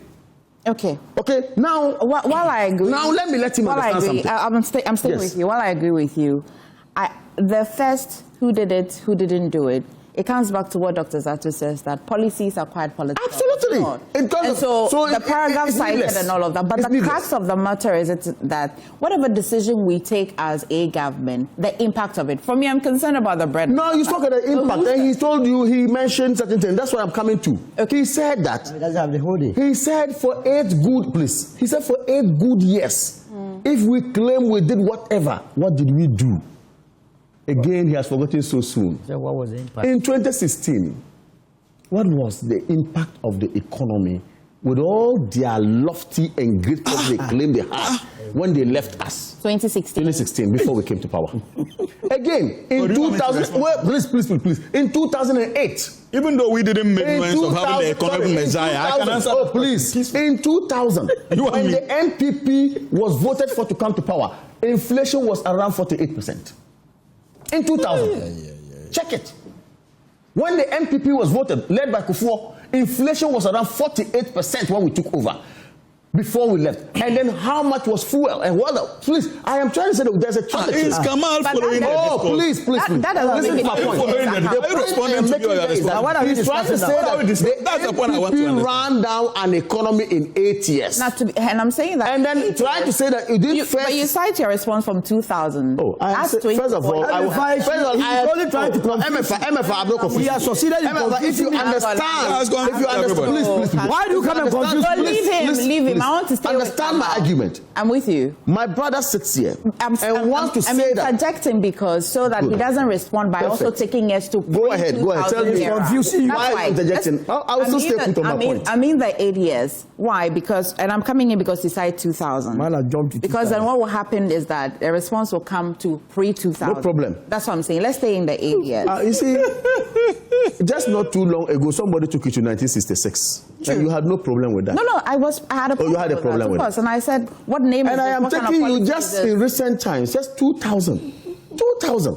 I am saying that when the NDC mismanaged this economy under Jerry Rawlings until 2009, okay, to 1999, when we voted for in 2000 and we came, I'm saying we inherited an economy with an inflation rate of 48%. And let me tell you the reason why I'm saying that. Yeah. Now, we now run from 2001 to 2008. And the figures were different because we performed better. Then we were voted out. They also came in again with an inflation of 23% led by Atamals. And they also acquired single digit. Ran to 2014, things were good. By 2016, things went bad. And then we also came to power. What was the rate? The inflation, what was the rate? It was around 20-something. It's not true. It's not true. It's not true. Check it. It's 15.4. Don't be deliberate. Why are you trying to? Why is I am saying. But you people I am saying. On this. Deputy National Communication Director of the NPP is on this platform lying. 25%. Check it. I am very sure of what I'm talking about. Kingsley, please check for me. Listen. 15.4%. Oh, so you see, when we came in, and by 2017, when we came into power, first of all, you must establish our first year. Our first year saw obviously smiling figures, smiling indicators. Our second year, same. I know it. By 2019, same. Now external shocks, which they claim the external shocks are not something which external shocks came in. COVID, of course. And what? Listen to me. And what? Came in and then came. And the other one. Now, what the point? The big point is that You are being bullied. the big point is that Okay, so the big point is that you know that they are being bullied. 15.4. 15.4 is here throwing figures about whatever the rate of. listen. You just lied. Can you apologize? Apologize to the viewers. Apologize to the viewers. No. I'm not demanding.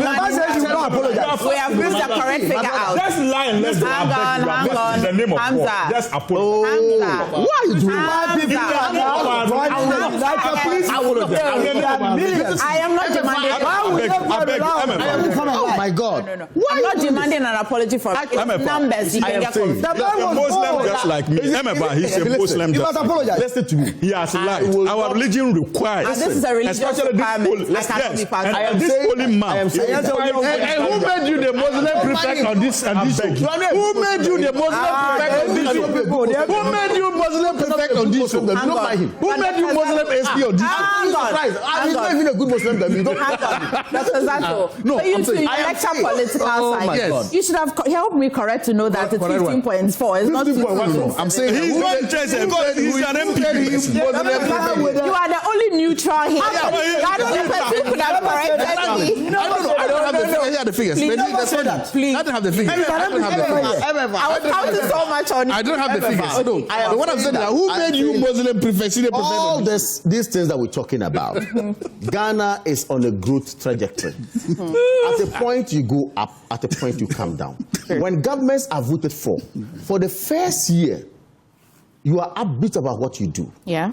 You are deliberate about what you do. You are also lucky, maybe, to be confronted with some external factors that goes a long way to help you, as it were. And of course, you benefit also from that ensuing government, that past government with its policies that you have to develop on. So for the first year, you realize that you are not doing bad. Entering into your second year, if you are not careful, you begin to have a nosedive. Okay. So well, I think you've made once again, my point is that don't gloat. Okay. Don't Solomon. be in your comfort zone. Don't think that you have done it. We are watching you until the end. That's the first quarter. Let the Have you the seen us fourth quarter organizing come, and we'll Kinke see party? what happens. It's okay. Have you seen us organizing Kinke parties at the Ministry of Finance to celebrate? The message here is We're that not doing that. government We in, don't government go. out. We are not like you. We have high and Yeah, low. good. And I like where he has. Have you seen the NDC organize Kinke party? No, you just celebrate our just Maybe there are no bloggers. Maybe there are no bloggers. No, just move because to the new office. we are a very You are fasting. That's why you are not doing Kinke party. That's why I'm not eating kinky. Well, You are fasting. Solomon. But it's Kamal, the inflation in Kamal, you. I just stopped. because Kamal. To apologize. Go ahead. Solomon, we have other things to talk about. Kamal, Because the question I asked, at what cost we have Green River contaminated and the EPA trying to heal it back at a certain amount get of there. money? We'll get there. So let's we go. will just fast track. I thought I heard. So let's talk enough. Can we move ahead? Inflation of 48% or something. Why? Well, you have not checked. Go and cross. No, I want to know whether that was what. That was what he said. No, that's also another lie. So make your point. Inflation in Go ahead. 40 was 40.25. Wait, It was 40. 40%. Let's fact check ourselves. At the end of 2000. Yes, it was 40.25%. I mean, it's not 48%. At least it was but beyond 40%. granted, I mean, At least it was beyond it was a terrible Bad thing. one. Terrible time. We never expected it. But remember, these people took it to 54%. That is why when I hear Kamal and his people, the MPP speak, I cringe. I wonder where they are coming from. that you today you are saying 40% was bad, which I believe. In fact, in 2000 I was a member of the MPP. I was a strong member of TESCO. I went to Somalia to fight to get Jerry Rawlings and John out of power, because I couldn't believe it that government will take inflation to 40.25%. Now, a government, a party that knew that this was wrong, you came to power, you took over an inflation of 15.4% in 2016, and at the point you took it to 54%. When that happened, Alan Chairman was in cabinet. Remember that? What are we discussing? Dr. Zato. Is he a neutral? To be fair and to be honest, since I was a child and following politics, we know that a party decides to want to champion policies. And what we do is rally cabinet members to implement those policies. So I don't know why you're singling out. My point is, I just want to. You singled him out. I just want to wait. Let's say the government. What you say the government is part of? Is the leader. Otherwise, we'll have to start picking one person. Okay. So I won't mention our last name again, but he was part of that government. Go ahead. 10,000 times. Because I wouldn't mention again. Because the truth of the matter is that he was in government. He was in government. Yeah, that's true. Economic management. Let me come there. In governance. Yes. In governance, you checkmate inflation and so on and so forth. You need the finance minister as well as the head of economic management to be doing something serious. You remember Dr. Mahmoud Bawumia was going around the country during his campaign. I'm coming. You made him to make a statement. What am I doing? He was begging the people of this country that we are sorry, we are sorry, we are sorry. The man said he goofed. And so that is just by the by. You see, but what cost? He said what? You asked at what cost? Is that not the case? Yes.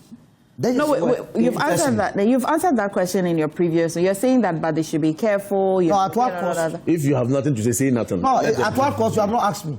I asked you, but you didn't answer. No, I'm answering it now. Now you want to answer. Of course, because you have given me the opportunity to answer. Why are you? Why? Don't feed it. And at the cost, of course, you know, I'm not talking about the figures, what Gold Board has done and all. I'm talking about the other. It's all inclusive. Okay, let me hear. Because we are dealing with figures. Yes. Because if you remember, between 2017 to 2022, that was when you were borrowing like there was no tomorrow. You remember Templeton, Franklin Templeton, Bond. He was a close friend to the finance minister. Franklin Templeton is an individual. Please. It's a company, but the leader is Franklin Templeton. Are you going behind? Are you lifting the veil to go behind it to find those who were? That they saw Franklin Templeton sitting in a plane with Colonel Frater. That's the same. Why are you trying to please let me allow you? It's not individual. It's a company. Solomon, please, Sisi Wasun to him. It's a legal person. So that legal person called Franklin Templeton, together in close cahoot with Dr. Mahmoud Bawumia and Ken Ofori-Atta and Nana Akufo-Addo, went on the international market to go and borrow $2.25 billion. Was it not in good faith? Bad faith, remember. And I'm coming there. That was the economic management team, right? Yeah. He mentioned it, but he left out his Zato. Okay. As a neutral. So you were mentioning names. Also add Alan's name. He was not part of that. He was part of the economic management team. $2.25 billion went on the international market to borrow. That money came at by the end of 2022, Ghana has expended close to 7.3 billion cedis on interest alone on that loan. So if you are talking about a cost, I mean, the only thing, if the gold board together with this administration will be able to assure this country that this gold purchase and external reserve accumulation will not have that dilapidating effect on the environment, then in terms of comparing it to the interest rate that we have been paying between 6.9 to 9%, this is far better than that. Okay. Again, I'm here listening to my brothers talking about what gold reserve being introduced by Dr. Mahmoud Bawumia here and there. You see, one thing that I do very well is to read all the parties' manifestos. Okay. MPP's manifesto cover to cover, I have it. NDC's manifesto cover to cover, I have it from 2012 to date. I want to ask these two brothers, who with the least opportunity, having been told by Atachia that Dr. Mahmoud Bawumia was not part of the government, he was never allowed to do anything. Which page or pages in their manifesto, be it 2000, be it 2004, be it 2008, be it 2012, 2016, 2020, 2024, that talks specifically about gold for reserve policy? I dare them Can I answer the I'm question? coming. He wants to answer. Now, To be fair. What I've done. Because he will not have specific answer. You know, he will get Okay, that's but when I'm done, give me the opportunity. Give me the opportunity. An extra time. That's the first point. An extra time. I just told you that I read all the political parties. Yeah. I can make reference, at least for the NDC, I can pardon them. Because the NDC in 2020, when I read their manifesto, they had made mention of the gold board. In fact, I think it's in page 25 or so of their manifesto. So when they came here and they were establishing the gold board, I thought that for the first time, people are speaking to their what? Their manifesto. So you that don't have it, you cannot come and sit here when we know that indeed from the systems we have been accumulating gold. In any case, remember they brought you the gold for oil. You know, this morning, deliberately, they have been taking out the gold for oil. Well, because it of what was we are just discussing. criminality. That's why sometimes, where is the Attorney General? All these matters must be investigated. Okay. How, as a country, we sat down for a group of people to take us for ransom? Okay. Just utilize our money anyhow and told you that gold that we will sell for dollars, we were rather selling the gold directly to go and take oil. And we never knew those middlemen. So you can. Okay. And I asked for the pages. I said, I hope you are coming with the pages in your manifesto. Okay, But he's telling you manifesto. What manifesto is? MPP manifesto. He's going to. Okay, But that's why you say you had something to say. You are here as not a non-member of the MPP. I was thinking. It's my substantive time now. Okay. The point I want to make. You wanted to answer the question first. On the manifesto. No, he didn't give me the chance, so I'll move. I'll leave it. On the manifesto. I'll let this guy go. MPP manifesto. Answer the question. Manifestos are living documents. They are guiding In principles. fact, what was the question in the first place? No, I said that from their 2000. No, because where he has started the answer from. No, 2000 to 2024. I want them to pinpoint any policy stated in their manifesto that spoke of the goal for reserve policy. Okay, please. Yeah. Manifestos are living documents. They are living policies. And living policies are supposed to be guiding principles for what? 4 years, for a long period. That means that you can adapt and adopt that policy as and when it's needed to respond to what? Emerging and pressing issues. So you don't necessarily need to have it in black and white. As time goes on, as challenges rise up, you can go back. The overriding policy of a manifesto is to improve the lives of the people. Dr. Zata, here's what I thought you would do. Forgive me. I would have thought you passed that question to Kamal. No. I'm making a broader statement. No, I wouldn't. It's true. Both of you, what is it? It's He contested as a parliamentary candidate. It's knowledge. Okay. So the idea is that once you take a manifesto, you do. That's why people come in, and sometimes direct policies you may not get. Okay. And that's why even sometimes they are direct things. For instance, the 24-hour economy is only existing in the manifesto. It's not there because they made challenges and realized that the 24-hour economy was supply-driven, but you need a demand-driven. It's not working. It's can't work. The Women's Development Fund was supposed to come. It does not come. That is because you come inside and you realize that it only looks nice in the manifesto, not in this. So manifestos are living documents. As time goes on, you adapt and you adopt it to suit. That is it. Now, I want to talk about the cost of the management. Because now it's my substantive. I thought you answered that when you brought in the a small aspect. You brought in the Galamsey. Yes, but it's a good time to discuss. I shouldn't add the financial cost because already we are 2.4 million down the rat hole. But you want to borrow 2.25 billion and you spend 7.3 billion. The World Bank said we've already lost 2.4 million. They have raised 10 billion at the cost of this. No, but we have already lost money. To gain what? To gain some money. But we've already lost some money. But to gain what? To gain some money. But to buy. Or did they say that we've already lost some money? I'm just saying that we've already made some financial loss. Apart from the marauding environmental aspect. Admits how much we've lost, but also tells us how much we've made. Okay, so let's talk about. So just 2 days ago, the EPA launched a project in an attempt to heal our water bodies, and they started with the Birim River in Chibi. Now, what's interesting is that they mentioned that the nanoliquid technology which they're using will cost about $200,000 per kilometer. $200,000 per kilometer. Kamal, let me start with you. Yes. This nanoliquid technology that the EPA wants to use, not bad at all. But you see, my idea is that you cannot leave the root cause of the problem and want to come and impose on us some cost again as a people who are suffering from the degradation of our environment. You told us you were coming to fight Galamsey head on. You didn't tell us we're going to buy technologies or liquid to come and then make sure our water bodies are indeed. Were they not active in saying they'll reclaim? What there was some form of reclamation.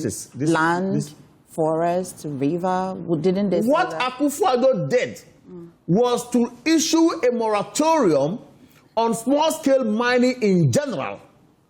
Okay? And by doing so, we had our water bodies seeing some cleansing.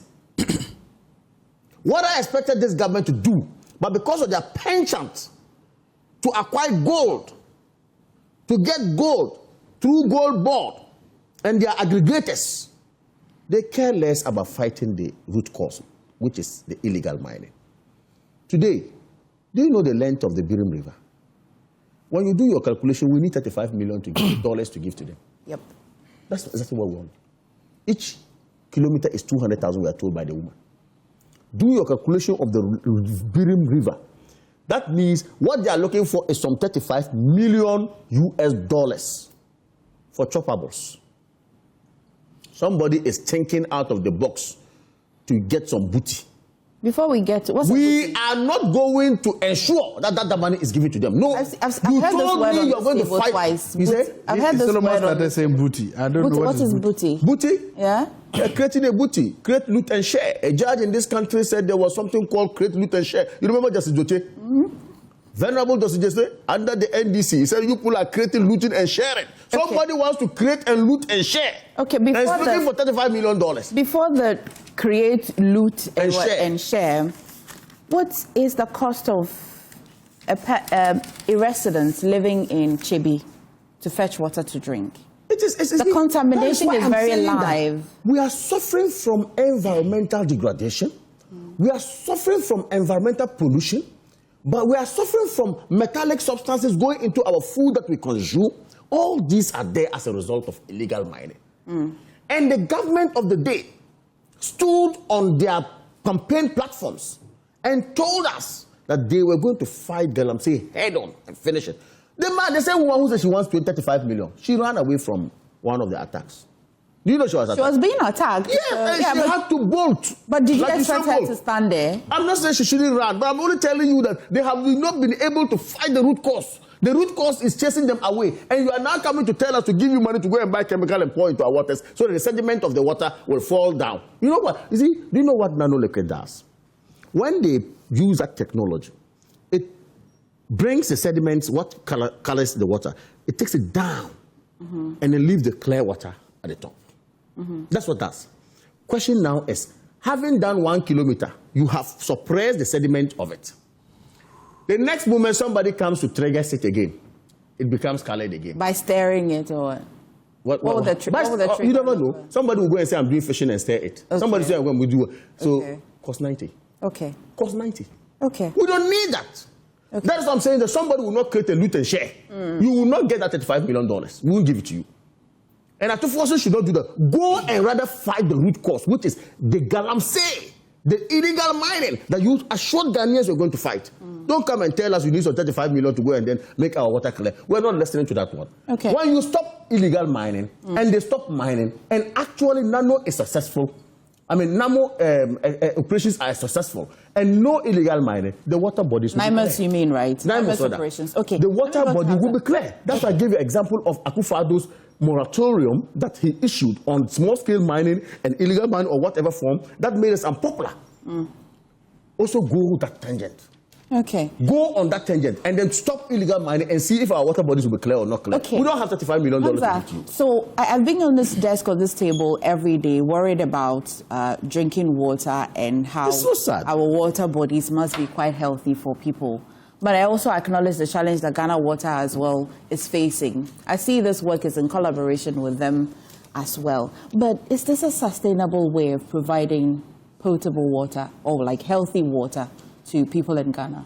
Without doubt, the answer to that is in the affirmative. Yes, it is a sustainable way of ensuring supply of potable water to the people. And I think that I'll explain. You support everything. If you are a follower of our democratic journey, especially the evolution of democratic governance, you would agree, Solo, that during the Greek period, the Athenian ecclesia, what we call the assembly, there were people who were prevented from speaking because they owed certain debts to the Greek state. Absolutely. And so though they were members of the assembly. So is not a historian. Has he told he's a historian? Though they were members of the... addressing me. Please. Though they were members of the... Come out today. Though they were members of the assembly, they were forfeited the right to speak during assembly meetings because of certain debts they owed the Greek state or certain crimes that they had committed against the Greek state. So it was a form of retribution. Absolutely. If we were in those times, the NPP would not have had the moral temerity and media space to be speaking on many of these critical issues that they cause unimaginable damage to the Republic of Ghana.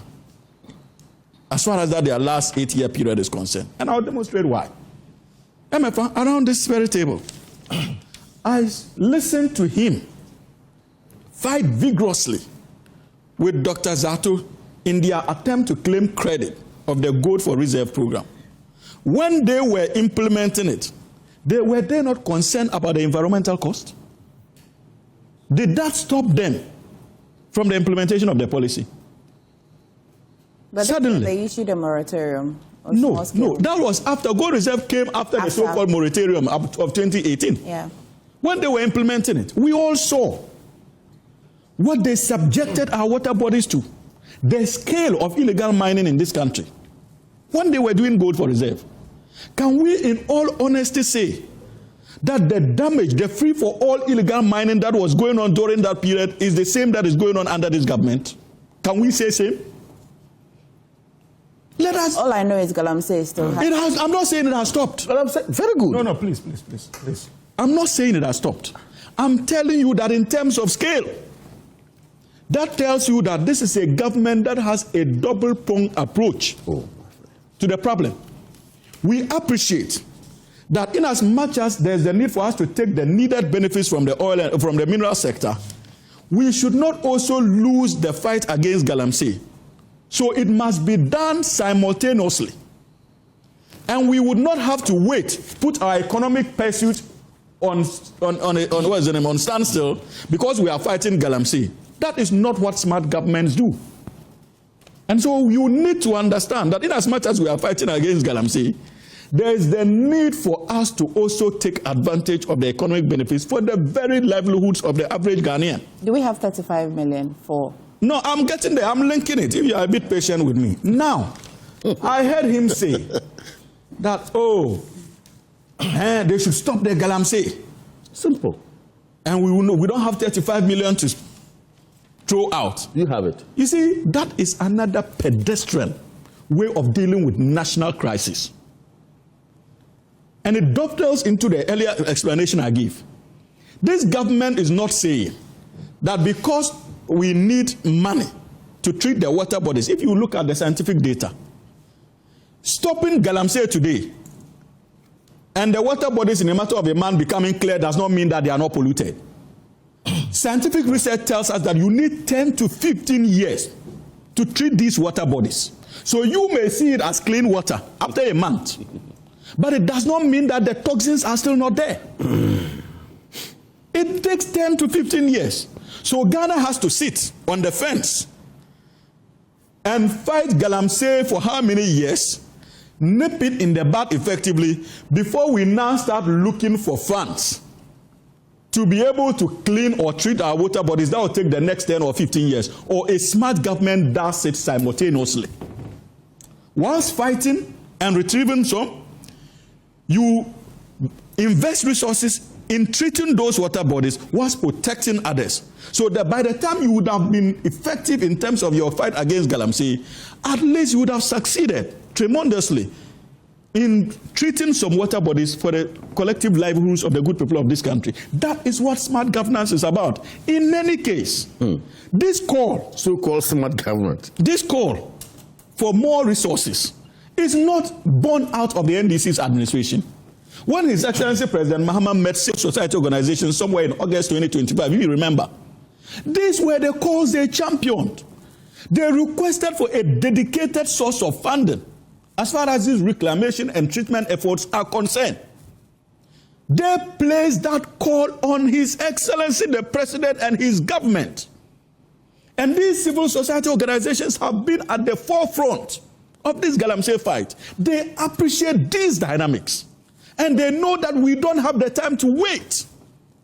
So if the president acts as a listening president and gives policy backing to the very recommendations that came from the civil society organizations, how is that anti-Ghanaian or democratic? What do you say to the logic that Kamal advances that after the suppression of the contamination in the water, it can be stirred back? I'm not a scientist. It can be stirred, and then again, you mean that the contamination can just reverse back? Just the simple logic that he says. If you don't fight galamsey, of course, that is what will happen. They'll continue. It means that even the one that they have treated, what the ionic nano does is that it suppresses the contamination down, which means that it can just take another act again, and then it will be back to what it was. But that is why it is treatment.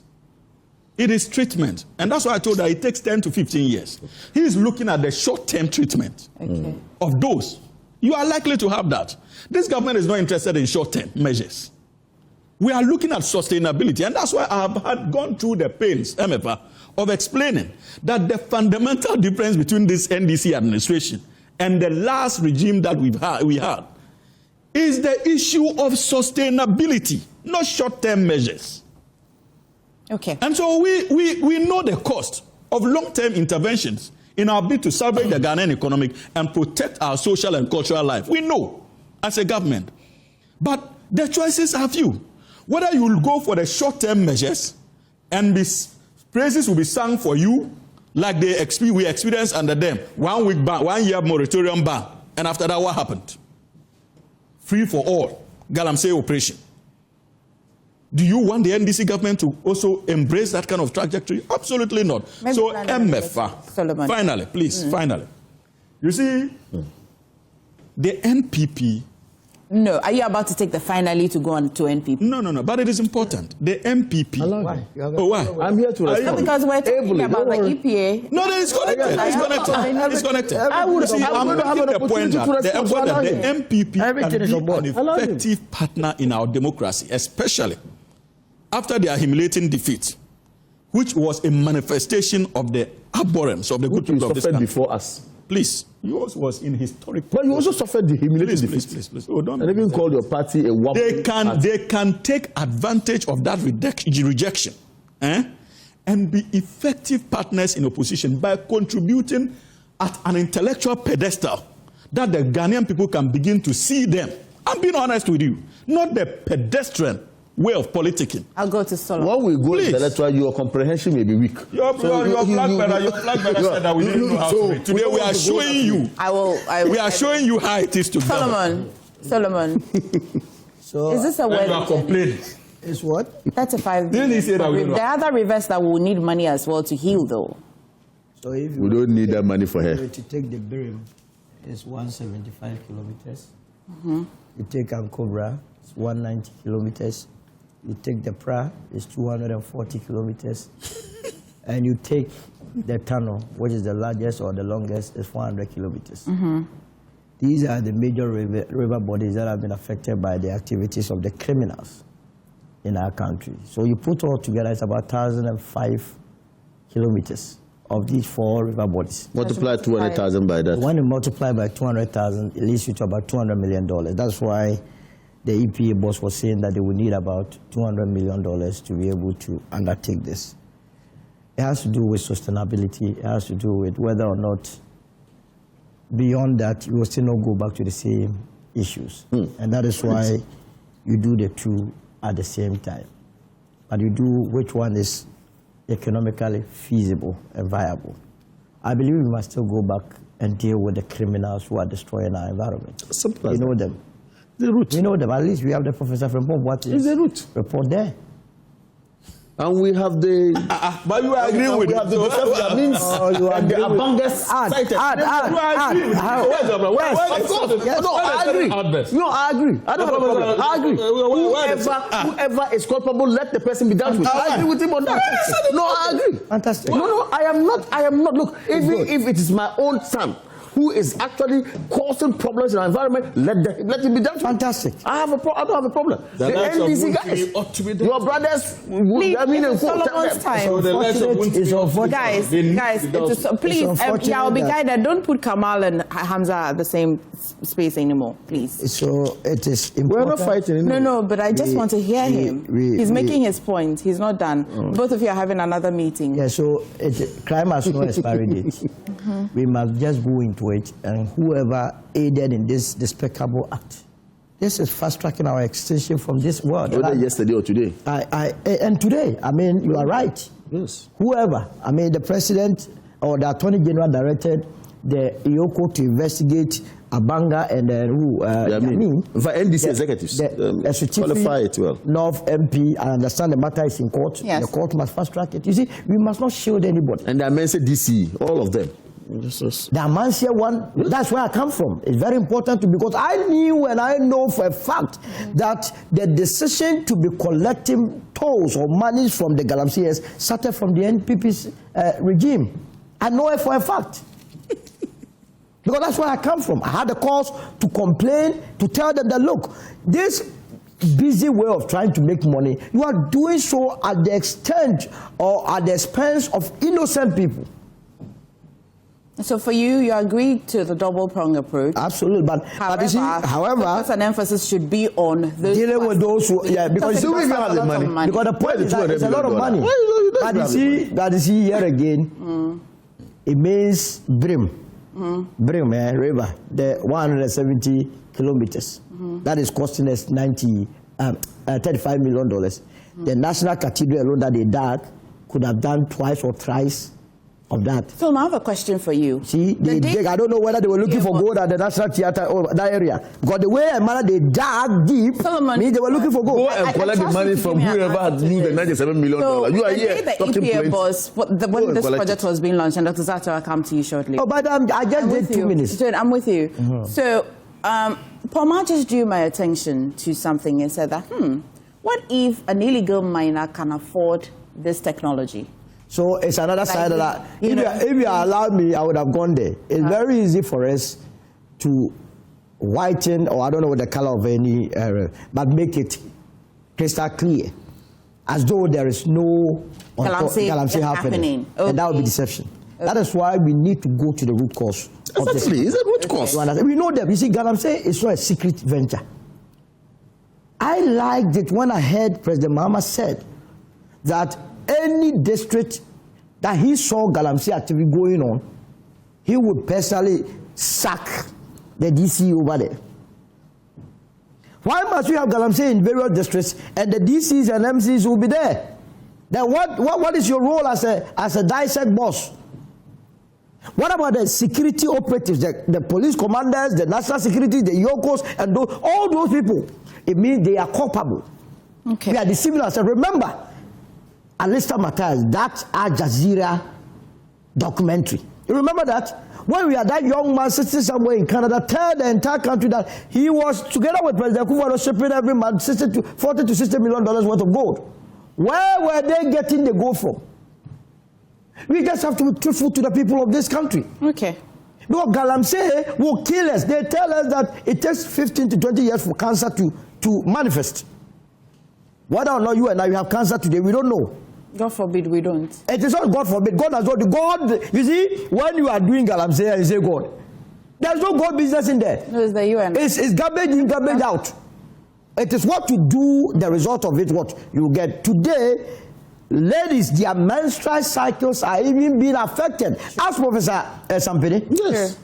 And we are sitting down discussing this as though we want to pamper people. So knowing this, yes. Why are you approving of the two-prong approch? One, fighting the Galamsey, two, using the... So I said that if they had the muscle to do the two, that's fine. But under the circumstance, If the money is not there, the focus must be if the money is on what not there. You know for a fact. As for the money, you use 97 to dig, so the money is there. That means why if you can dig a hole? I don't know whether they were looking for gold. It's there, but they must go after the kingpins. Not these. And NIMOS, by the way, they are doing a fantastic job. I have been following and monitoring the activities. If they are going to be given the more free will to operate and have the vim to arrest the kingpins whom have been submitting their names to. You have been submitting their but who is better for them? I've been submitting names. They should go after them. Oh, yes. But tell us some. Who are they? Oh, but if I tell you right now, all of them will run away. I am doing secret operation so that they run on the. So I hope we will not have MPs go and sit at Yoko when kingpins are arrested, like they did in the case of. Sorry, my poor security mentality. I understand. Yeah, so you cannot be doing this already. Dr. Zato. But NIMOS, when they do their arrest, they tell us. So when they arrest them, they will come and tell you. But when you say it now, they will run. No, they run. They will know that I have them in check. Dr. Zato. Thank you very much. You know, this iconic nano copper technology thing, from that scientific perspective that you are using to make the waters good, I have no problem with it. Is it because you are seated next to MFA today? The way you are calm. I know his taste, so that's why I'm asking. I know his taste. It's Ramadan. Well. It's Ramadan. You are looking at women's taste. I may have to see your editorial. You are looking at women's taste. Don't worry. To allow Dr. Zato to sit by me. We have to see. Next time I come, I will sit. You don't have to sit there. Next time you are still in Ramadan. Dr. Zato. I will sit We will there. still be in Ramadan. No, you know what? Next time we'll ballot the position. My fear that Just ballot. my fear is the I'm war not that nothing to be ensue on punished this for thing. that. That is why I'm saying I may have to see your editorial board. Emma, let's go. Let's hear you. It may be a technical, but my fear, my genuine concern is that it's going to contribute to a situation where we are going to see the Galamsey fight in a very artificial way, just settings in Kwan. Simple. Come again. So that we can just take the pictures and say, hey, see, the rivers have changed. Come again. You mean? PR. It is just going to be artificial. They want to do PR. It is an artificial and a lazy approach to a rather complicated and a devastating problem. Yes. Running away from Because the root So the issue is that that's for me. That's what I'm thinking. Well That informed. all you are likely going to see is what that they demonstrated. it's just going to make the waters look white or look natural, and then you are going to take pictures, and then the next day you're going to see on social media, we came and met the waters like this. Now this is what the waters are like. But I heard we were on a show yesterday when we had Professor, which is smart, intelligent, wonderful, powerful scientist. She made a point. One, the water that this will be done cannot be drunk. Yeah. You cannot drink the water. Why are we pumping 200 million to clean water that we cannot drink? Two, the same water that you would take. I asked the question to some of the heavy metals and things there. They are still there. The trees, the plants, what's the name? The cassava, the banana, the plantain. All these things are still what? Absorbing. So it cannot be drunk immediately or after a while or forever. They said it cannot be drunk. So probably have to drink. They have to put the water again. And then they just said the water there. Because for every water treatment, you can't drink it. No. So I'm making the point. So that once you do that, but still when you do that, remember the heavy metals and things are still in probably down, like we were saying now. There now, it will affect the food crops. It will go into our food chain still. You treat it here from. So even if you use this technology, the heavy metals and the dangerous metals will still go into our food system. They will still affect the cassava. They will still affect the contomere. They will still affect the vegetables, the fruit, everything. That means that they will still lead to what? Contribute to the cancers and the cancerous diseases that research, including that conducted by this new media, has talked about. And aquatic So life again, it's again too. It was So you then realize that why are we pumping 200 million cedis into an activity that is just going to be what? Good for what? A Photoshop. Why? It's only piloting with. Then I ask a question. NIMOS was supposed to be the vehicle for running these things. I was on a show with Solomon were there when the NIMOS boss telling us that they were telling they didn't even have vests, bulletproof vests. They tell us that sometimes they don't even have guns, and because there was, remember we're there. Yeah, yes. And he told us that the force that was facing them, the Galamseyers, had more power, sophisticated power than they are. In any country, when you have any force that is more powerful than your national army, that is a terrorist organization. Dr. Zato, please stay with me. I'm curious about this. Hamza, the water, is it that we can't use it now, or we can't even use it at all after the treatment? No. It could be so. You will continue, but I need that clarity for my viewers. First of all, for even Ghana water to be able to treat water, it must have a certain quality for onward treatment. What we are seeing cannot even be treated by Ghana water. It can be, but it's a heavy cost. In its current form. So there's the need for you to do that first phase of treatment. To take it to a certain level. To take it to a certain level before onward movement onto the Ghana Water Company Fine. system. Please proceed. So, we have NIMOS, the main vehicle that is supposed to do this, telling us that they are financially handicapped. So, I want you to think about it like this. Imagine we take this 200 million and give it to NIMOS. Then NIMOS goes to the forest and prevents the galamseyers. So, it means the pollution stops, right? If it stops, Over time. is that not a more effective and an efficient way of doing this? That would be perfect. In other words, you see, we are looking for shortcuts to a complicated problem. We are looking at easy ways to a complicated problem. We are afraid to look at the long-term challenges and problems. We're just here talking about a finance minister who went to parliament to lay a document that is looking at the health of the economy way down the line. We just said that a finance minister is saying that I'm not just interested in the short-term gains, but I want to what? Ensure this country long-term. Why can't we do the same thing? Give this money to NIMOS. Give these resources to NIMOS and let them do it. But once you are doing that, you also don't have to make galamsey profitable. Because right now it is. If a president says that any galamsey, and Solomon made a point, every district commissioner has a dissect. Yeah. The DCE there is the chairman of DISEC. That means DISEC, all the security agencies, including the BMI, intelligence, is not only the forces. And our chiefs. Intelligence. So when we give the money to NIMOS, as you're saying, yes, and they keep fighting, yes, you've heard that the water, even when we're treating it, will take some years to heal. Yes, yes. What happens to the water that's contaminated? First things first. Let's do first things first. NIMOS is already, they've complained about resources. They have. Oh, they've complained about resources. So many times. Let me ask Solomon, who's been providing they have, information. NIMOS says that they need more resources. Yes. But it hasn't stopped. Every sector. So we said nobody has said they have stopped. I'm saying that it's not the Oliver Twist level. I'm saying that it's basic equipment they need. If a soldier is going to confront people and he says he doesn't have a bulletproof vest, that is so basic, so pedestrian. Yeah. If a soldier says that the man I'm going at there is using an AK-47, meanwhile I'm using a catapult. That is so basic that you can talk about woeful failure. So the point I'm making is that the problems we are dealing with are complicated, they are challenging. We need intelligence, we need the brute force, we need the cooperation, and we need the political will. I'm happy you've mentioned the Frimpong Boateng. I'm glad because, as I've said, and we here, I will never sit anywhere on any platform to try to what? Support people who have what? Been accused of committing crimes. I will never do that because I believe in regime and post-regime accountability. I always believe that. This Frimpong Boateng report has been used and mentioned like a holy Quran or holy Bible. But so far, the government has been in power for 1 year. I want you to take Frimpong Boateng report and add it to oral. And then begin to ask yourself their effectiveness or what they've done.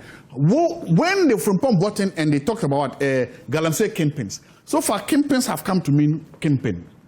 So far, kingpins have come to mean Chairman to me, who is being prosecuted now. If there is evidence in that report about the other, where are the other people? Why are they not being prosecuted? I don't get it.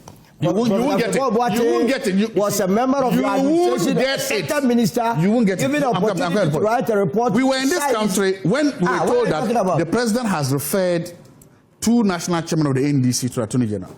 I want to believe that if a president makes a referral to you, you must treat it as first-class priority. National chairman. No, national executives. Two national executives of the NDC to the Attorney General. Yeah. I want to believe personally, I've never served in any government, but I wonder if the President of the Republic says, Attorney General, I'm referring these two people to you to investigate. We shouldn't wait almost 6 months, 7 months, or is it 5 months down the line with no report yet. But the Attorney General can only work with the law. Yes, but the question is that so far, what's the update on that? This was the Attorney General was giving us almost daily updates on what he claimed to be what? Oral or corruption directive. Meanwhile, the Attorney General is yet to give us an update on what is happening to those people. We were all here when soldiers were almost lynched or killed in Asutify, right? Yes, Asutify North. and there were supposed to be 2 MPs that are allegedly in give or not. What has happened? I understand one is still attending to court. They know. And the other one, Colette, still sitting in Parliament making laws for us. That's the point. Thank you. Then you go recently, then the other DCs. And so my point is that if the president says if there's galamsey going on any district, I will fire the DC. Meanwhile, galamsey is still going on. So he has to be firing them. Why is he not firing them? You yourself, you did an investigation, you brought the evidence. The president says, I will look at, I will go into it. Whenever there's a popular saying in government, popularized by the TV shows that was one of the most popular Yes Minister series in the UK. The idea is that whenever a government says they are appointing a committee to investigate, you never appoint a committee until you know what they already know what will be in the report. Okay. The government says we have ministers, and then there are records, there's evidence that shows that this thing was happening in the previous government. And so I'm happy when I hear that. You know, under the previous government, there was e-levy, right? You know, under the previous government, there was betting tax, right? Yes. You know, under the previous government, they were all removed. Yes. So if you came in as a new, even at the district assembly level, and the president has told you that fighting galamsey is a priority, and then you said you are collecting money on fighting, why didn't you change the law? Why do you go with it? So you go with it for 1 year, and all of a sudden you are caught pants down. You're like, hey, listen, it started in the previous year, and so what? Why were you brought into office? Weren't you brought there to help with the research agenda, Hamza? Is the research is collecting money from galamsey as part of the research agenda? It's not. So the question I'm asking, he is asking. So the question is that you cannot try to justify your incompetence based on what you think what was happening previously. No. What you do is that if you came inside and you saw that there's an existing policy, and that policy runs completely at variance with what His Excellency the President says you do, one of the first things you do is change it. You don't put it from over here, then when you're now caught with your hand in the jar, you now say, hey, well, it was there and I came and met it. Okay. The reason why they couldn't do it, and it's important, I must say, because of the money. Because the money brought. See, sometimes the money that tax brought to the assembly. Assemblies need money to do a lot of developmental things. At the expense of the environment. Again, so you see, that's the point I'm making. Remember my initial point that in making... So don't let it seem as though it started and that... Again, no, I've said that. He said that. The bigger point I'm always making is that... He's saying that he set agenda. I think your point is very, very... But if you go and round them up... I am curious to get some answers. It's very bad. Whilst you're... What is it? Why are you heckling me like that? I hear you as well make the point that treating the water is continuum. Like, we have to take it in stages. Does it worry you that a pathologist, Professor Sampini at KNUST says that, well, for this technology, he believes strongly can take away the bacteria, but cannot take away the heavy metals in the water. Yeah. If we're advancing the argument that we must take the water to a certain level before it gets to the next stage, at what stage will we be able to take the heavy metals? That's just for something for you to think about. I think that it is. But the question Dr. Zatu says... I'll respond to both. Okay. I'll respond to both. MFI, you see, I think that we are mixing the issues. Is that the second round on it? When it comes... I will also come in. Let me get a question. I needed some questions. So I think that it is important for us to understand and try to create a distinction of the issues. One has to do with the issues of funds for the treatment of the water bodies. The issue is different from the modes of treatment. I think what the EPA is saying, that we need this amount of money to be able to treat our water bodies. But when it comes to the methodologies of treatment, the engagement can still continue. But is it not a methodology that will amount us to the fund? So they have costed based on this methodology. Okay. But further engagement could inform even the methodology for them to adopt. But the critical point is that there's no disagreement as to whether indeed resources are needed to reclaim this. Okay. And they have costed it based on a methodology. I'm just telling you that the experts in the field can continue the engagement. You may be raising, like Zato indicated, that government is where was the name? Political party manifestos are dynamic. And when you assume office, there are so many changes that can take place. I don't disagree with him. Same with government policy. It is shaped by continuous engagement with civil society organizations and all active players in the industry. So the EPA might be driven by this particular methodology, but continuous engagement could inform better strategies of treating it, provided that the money is available. In any case, they don't even have their money yet. They have just indicated that this is how much it will cost to go through this particular process. And they are trying to raise the money using their internal generated funds, and they want people to come in and support. But you see, back to the question my brother asked in relation to, is a reset. And so we should not seek to hide under the excuses that it happened under the MPP. Nobody. I think when I made my presentation on the subject matter, I did not reference the point that indeed this was happening under the MPP. Not you. Let me tell you why he says that. No, let me tell you why he says that. So we did a documentary that pointed out to a particular district assembly that is, yeah, you recall that documentary? I recall. That's I'm responding to this. So, yeah, and my brother indicated that yes, there are evidence. He comes from the constituency, from the district, and he knows that that practice was persistent, and that is why His Excellency, please, that is why His Excellency President Mahama, when you presented your petition, said that he would investigate, because you see, mind you, I know that even in the district assemblies, excavators and staff who are engaged even in sand winning, where it is allowed, pay taxes for the use of those equipments. Is that not the case? So if you present a petition to His Excellency President Mahama, and the allegation is that your work has uncovered A, B, C, and D, where equipment are being given clearance on the basis of certain taxes paid, for them to go and do illegal mining. It is only proper, whether it was happening under the SWR regime or not, it is only proper that he investigates whether indeed one, okay, if this thing was happening in the past and is continuing, was it related to galamsey activities or activities like sand winning, which is allowed in some districts? Because these are some of the equipment you use in those fields. Or truly, it is a culture that my appointed DCE has come to continue, where those who pay those taxes are paying those taxes to have access to communities to mine. And I can assure you that if the investigation shows that they are actually given clearance for them to mine, His Excellency President Mahama will not have any difficulty firing the district chief executive. A district chief executive, you think that this government, His Excellency President Mahama, this legacy when are we supposed to expect the report? Would sit down and wait. When are we supposed to expect the report? Chief executive to tarnish the image of the president. Hamza, when are we supposed to expect the report? No. When are we supposed to I can assure you that. Maybe they don't know the man they are dealing with. Because they have used propaganda to brand his image. They don't know President Mahama they are dealing with. We know him.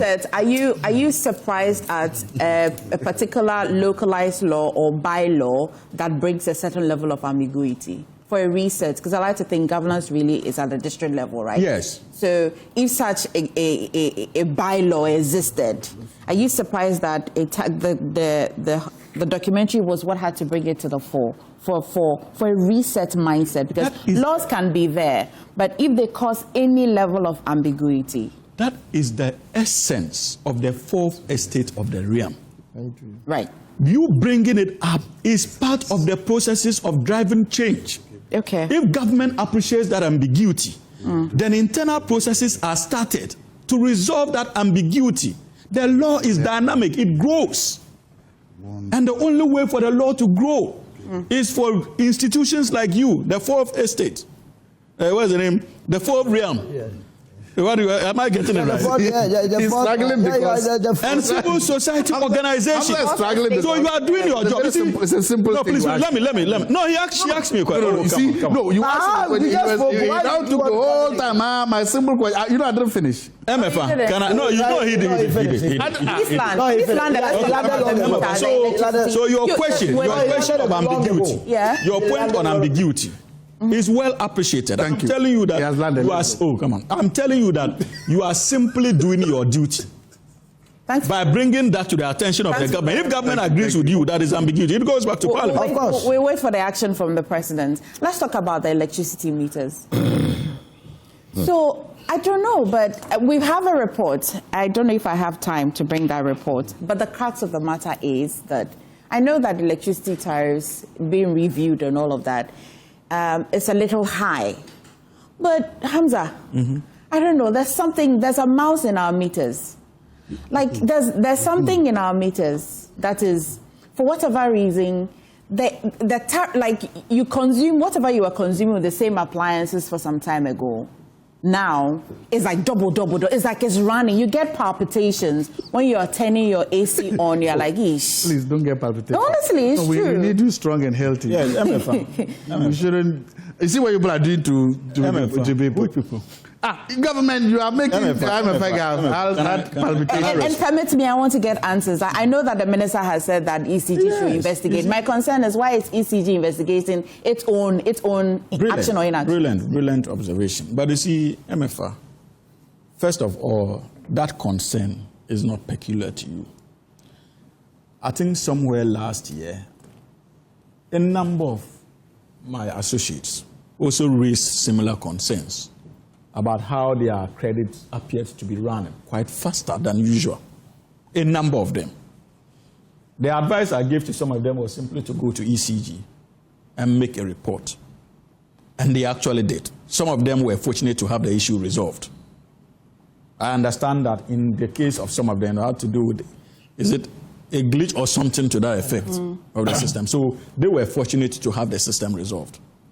Now, I think that what we are experiencing is something similar. It may be a glitch. It may be the true cost of electricity. We cannot sit here and determine. But if that is the case, government would even lose more because there would be the incentive for people to connect illegally. You know this country. Yeah, true. Yeah. So this is not a concern just to the consumer. So if it's a glitch, would you credit us? And that's the point. I'll get there, please. If it is a glitch, if they do their investigations and they realize that it is a glitch, then it would be important for the energy minister to redirect ECG to at least reimburse all those who were affected as far as that period is concerned. If for nothing at all, if they are not sending it back to you in monetary terms, it can be converted to future earnings or usage in terms of your electricity consumption. It is important.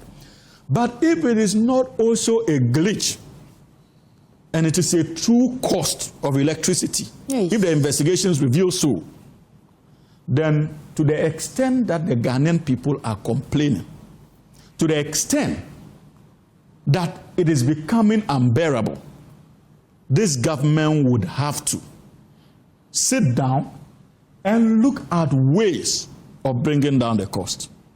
It is important, and because that is the essence of governance. And I can assure you, MFA, that we will not renege when it comes to that responsibility of ensuring that we ensure affordability when it comes to electricity and water. And so let us wait for the outcome of the report. But you made one important point about ECG investigating itself. I'm sure if the energy minister is listening to us today, he also would be guided by that important, he also would be guided by that important reminder.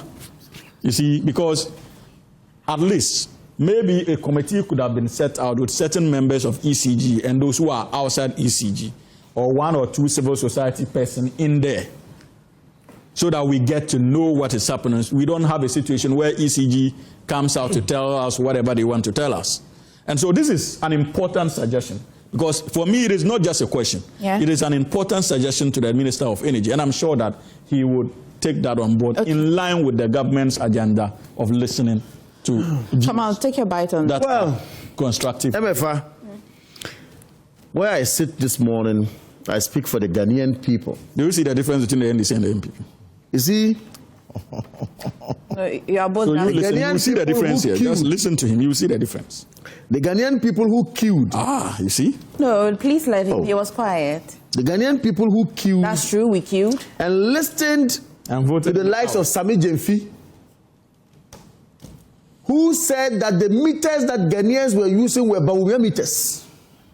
And that even if you switch off everything in your house, everything, he means everything, the meter will still run. Oh, so you had that experience? Please. I'm saying. Oh, I see. You see, so you had that experience and said and professed superior arrangements, superior policy, and that electricity was going to be down for the commoner, for you and I to enjoy, so that you will not have palpitation when you are going to on your air condition. They told you that. They gave you that hope.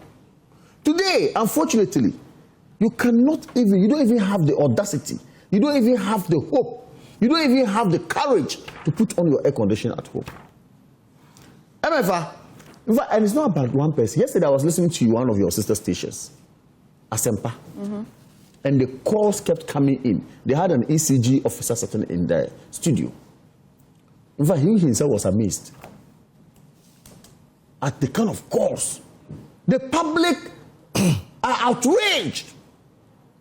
This government should be told that, please, this government should be told that it's not about coming to tell us dollar has come down. It's not about coming to tell us that fuel has come down, yet you are robbing Peter to pay Paul. Is it a case that they are going to use ECG to get the money from us?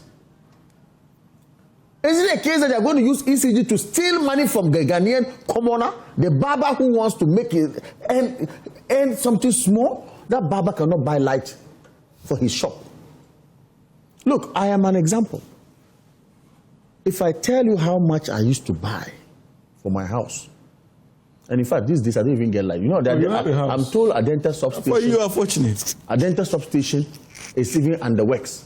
Sometimes we sleep in darkness. That's true. Yesterday, there was no light. I went off for a while. It's not only yesterday. Oh, are you and days before.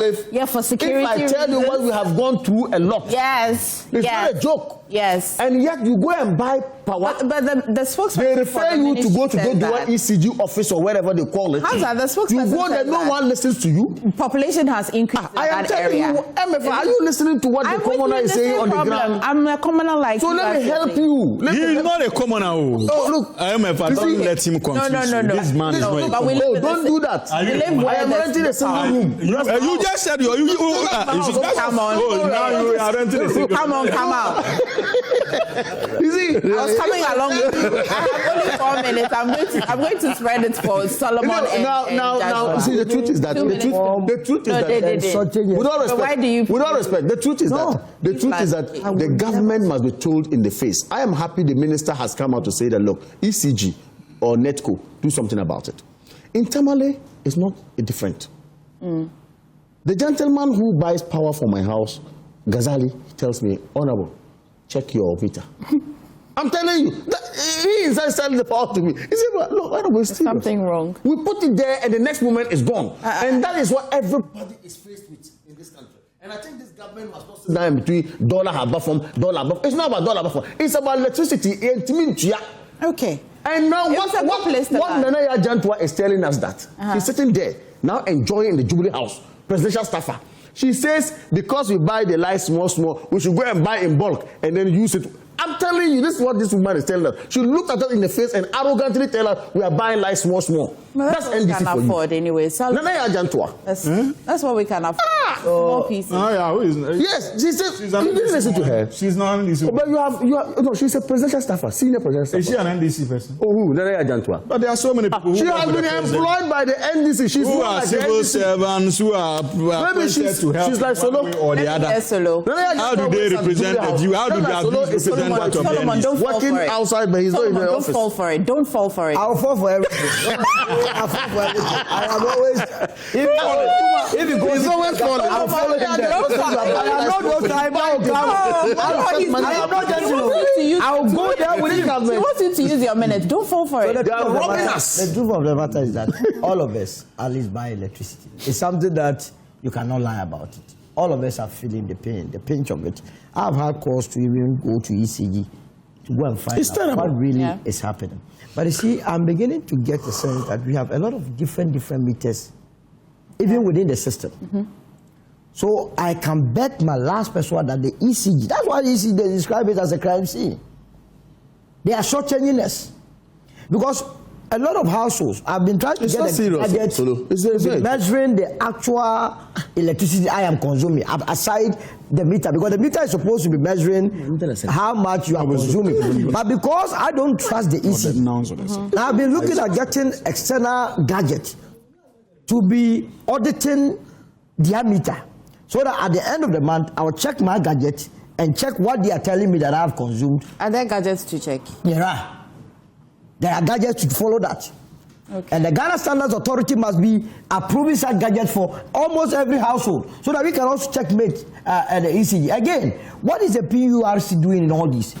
Is it the case that they are only there to be approving increases in electricity tariffs? No, because you see, if you look at all the factors that contribute in the electricity price increases, it has stabilized. The dollar has stabilized, fuel prices have stabilized, and so on and so forth. So why must we be having this kind of high increases in electricity consumption? It has to be taken seriously, but the investigation, they must get a private person. Me, ECG, I don't trust anybody there from head to toe. So you're on the same page. People that can easily go and buy cables. They buy cables that they don't need. You were told that they owe 68 billion. You were told by Fenyo that it's normal for people to steal cables there. And you want me to trust them? No way. So you're also calling for But let me use this opportunity to still maintain the point that, you see, Kamal, if I want to join the NDC, I will join the NDC. Oh, you want no? Let's start so that you can have time to respond to it. But one day, let me give it. One day, yeah. You will tell our story. But anyway, I want to. I'm here marketing my party. You think that why? What do you think that there are only two parties? Why do you think that there are only two parties? I say you are preferred to be. What are you talking about? Both of you. The four party. Solomon. Yes. Hobson Adoya just sent a message to say good morning to you. He said he's watching from Paris. Your field director. Director is here. Oh yes, I greet him. Oh, he's watching from Paris. Yeah. Yes. Anyway, you see, yeah, succeeded in announcing to us that he's in Paris. Whatever happens, he didn't ask me to. But you are an ambassador to Saudi Arabia. He has succeed in announcing to us that he's in Paris. And I'm saying that no. Enjoying the LGS. He didn't say as one of the surrogates of NDC. Kamal. Everybody is a surrogate of the NDC. Are you a surrogate? Both of you, really. Please mute the mics for me, please. Either by acts of omission or commission. No, you have the activities of this government are brought in or are bringing huge pains and suffering to the proletariats, to the poor, ordinary working people. The activities of this government is putting immeasurable harm, measurable pain on them, the people that are already struggling. The funny thing is that when you complain, even when we complain about it, they tell you, dollar buffer, inflation, is my tree okay? Yeah. Everything has buffer. Meanwhile, ordinary proletariats. What a thing, Yana hen, Parado do devon henkana, teacher Vanna hen, Ness Vanna hen, like Alana hen, then you last your carried lana hen. Nima Palalo to think.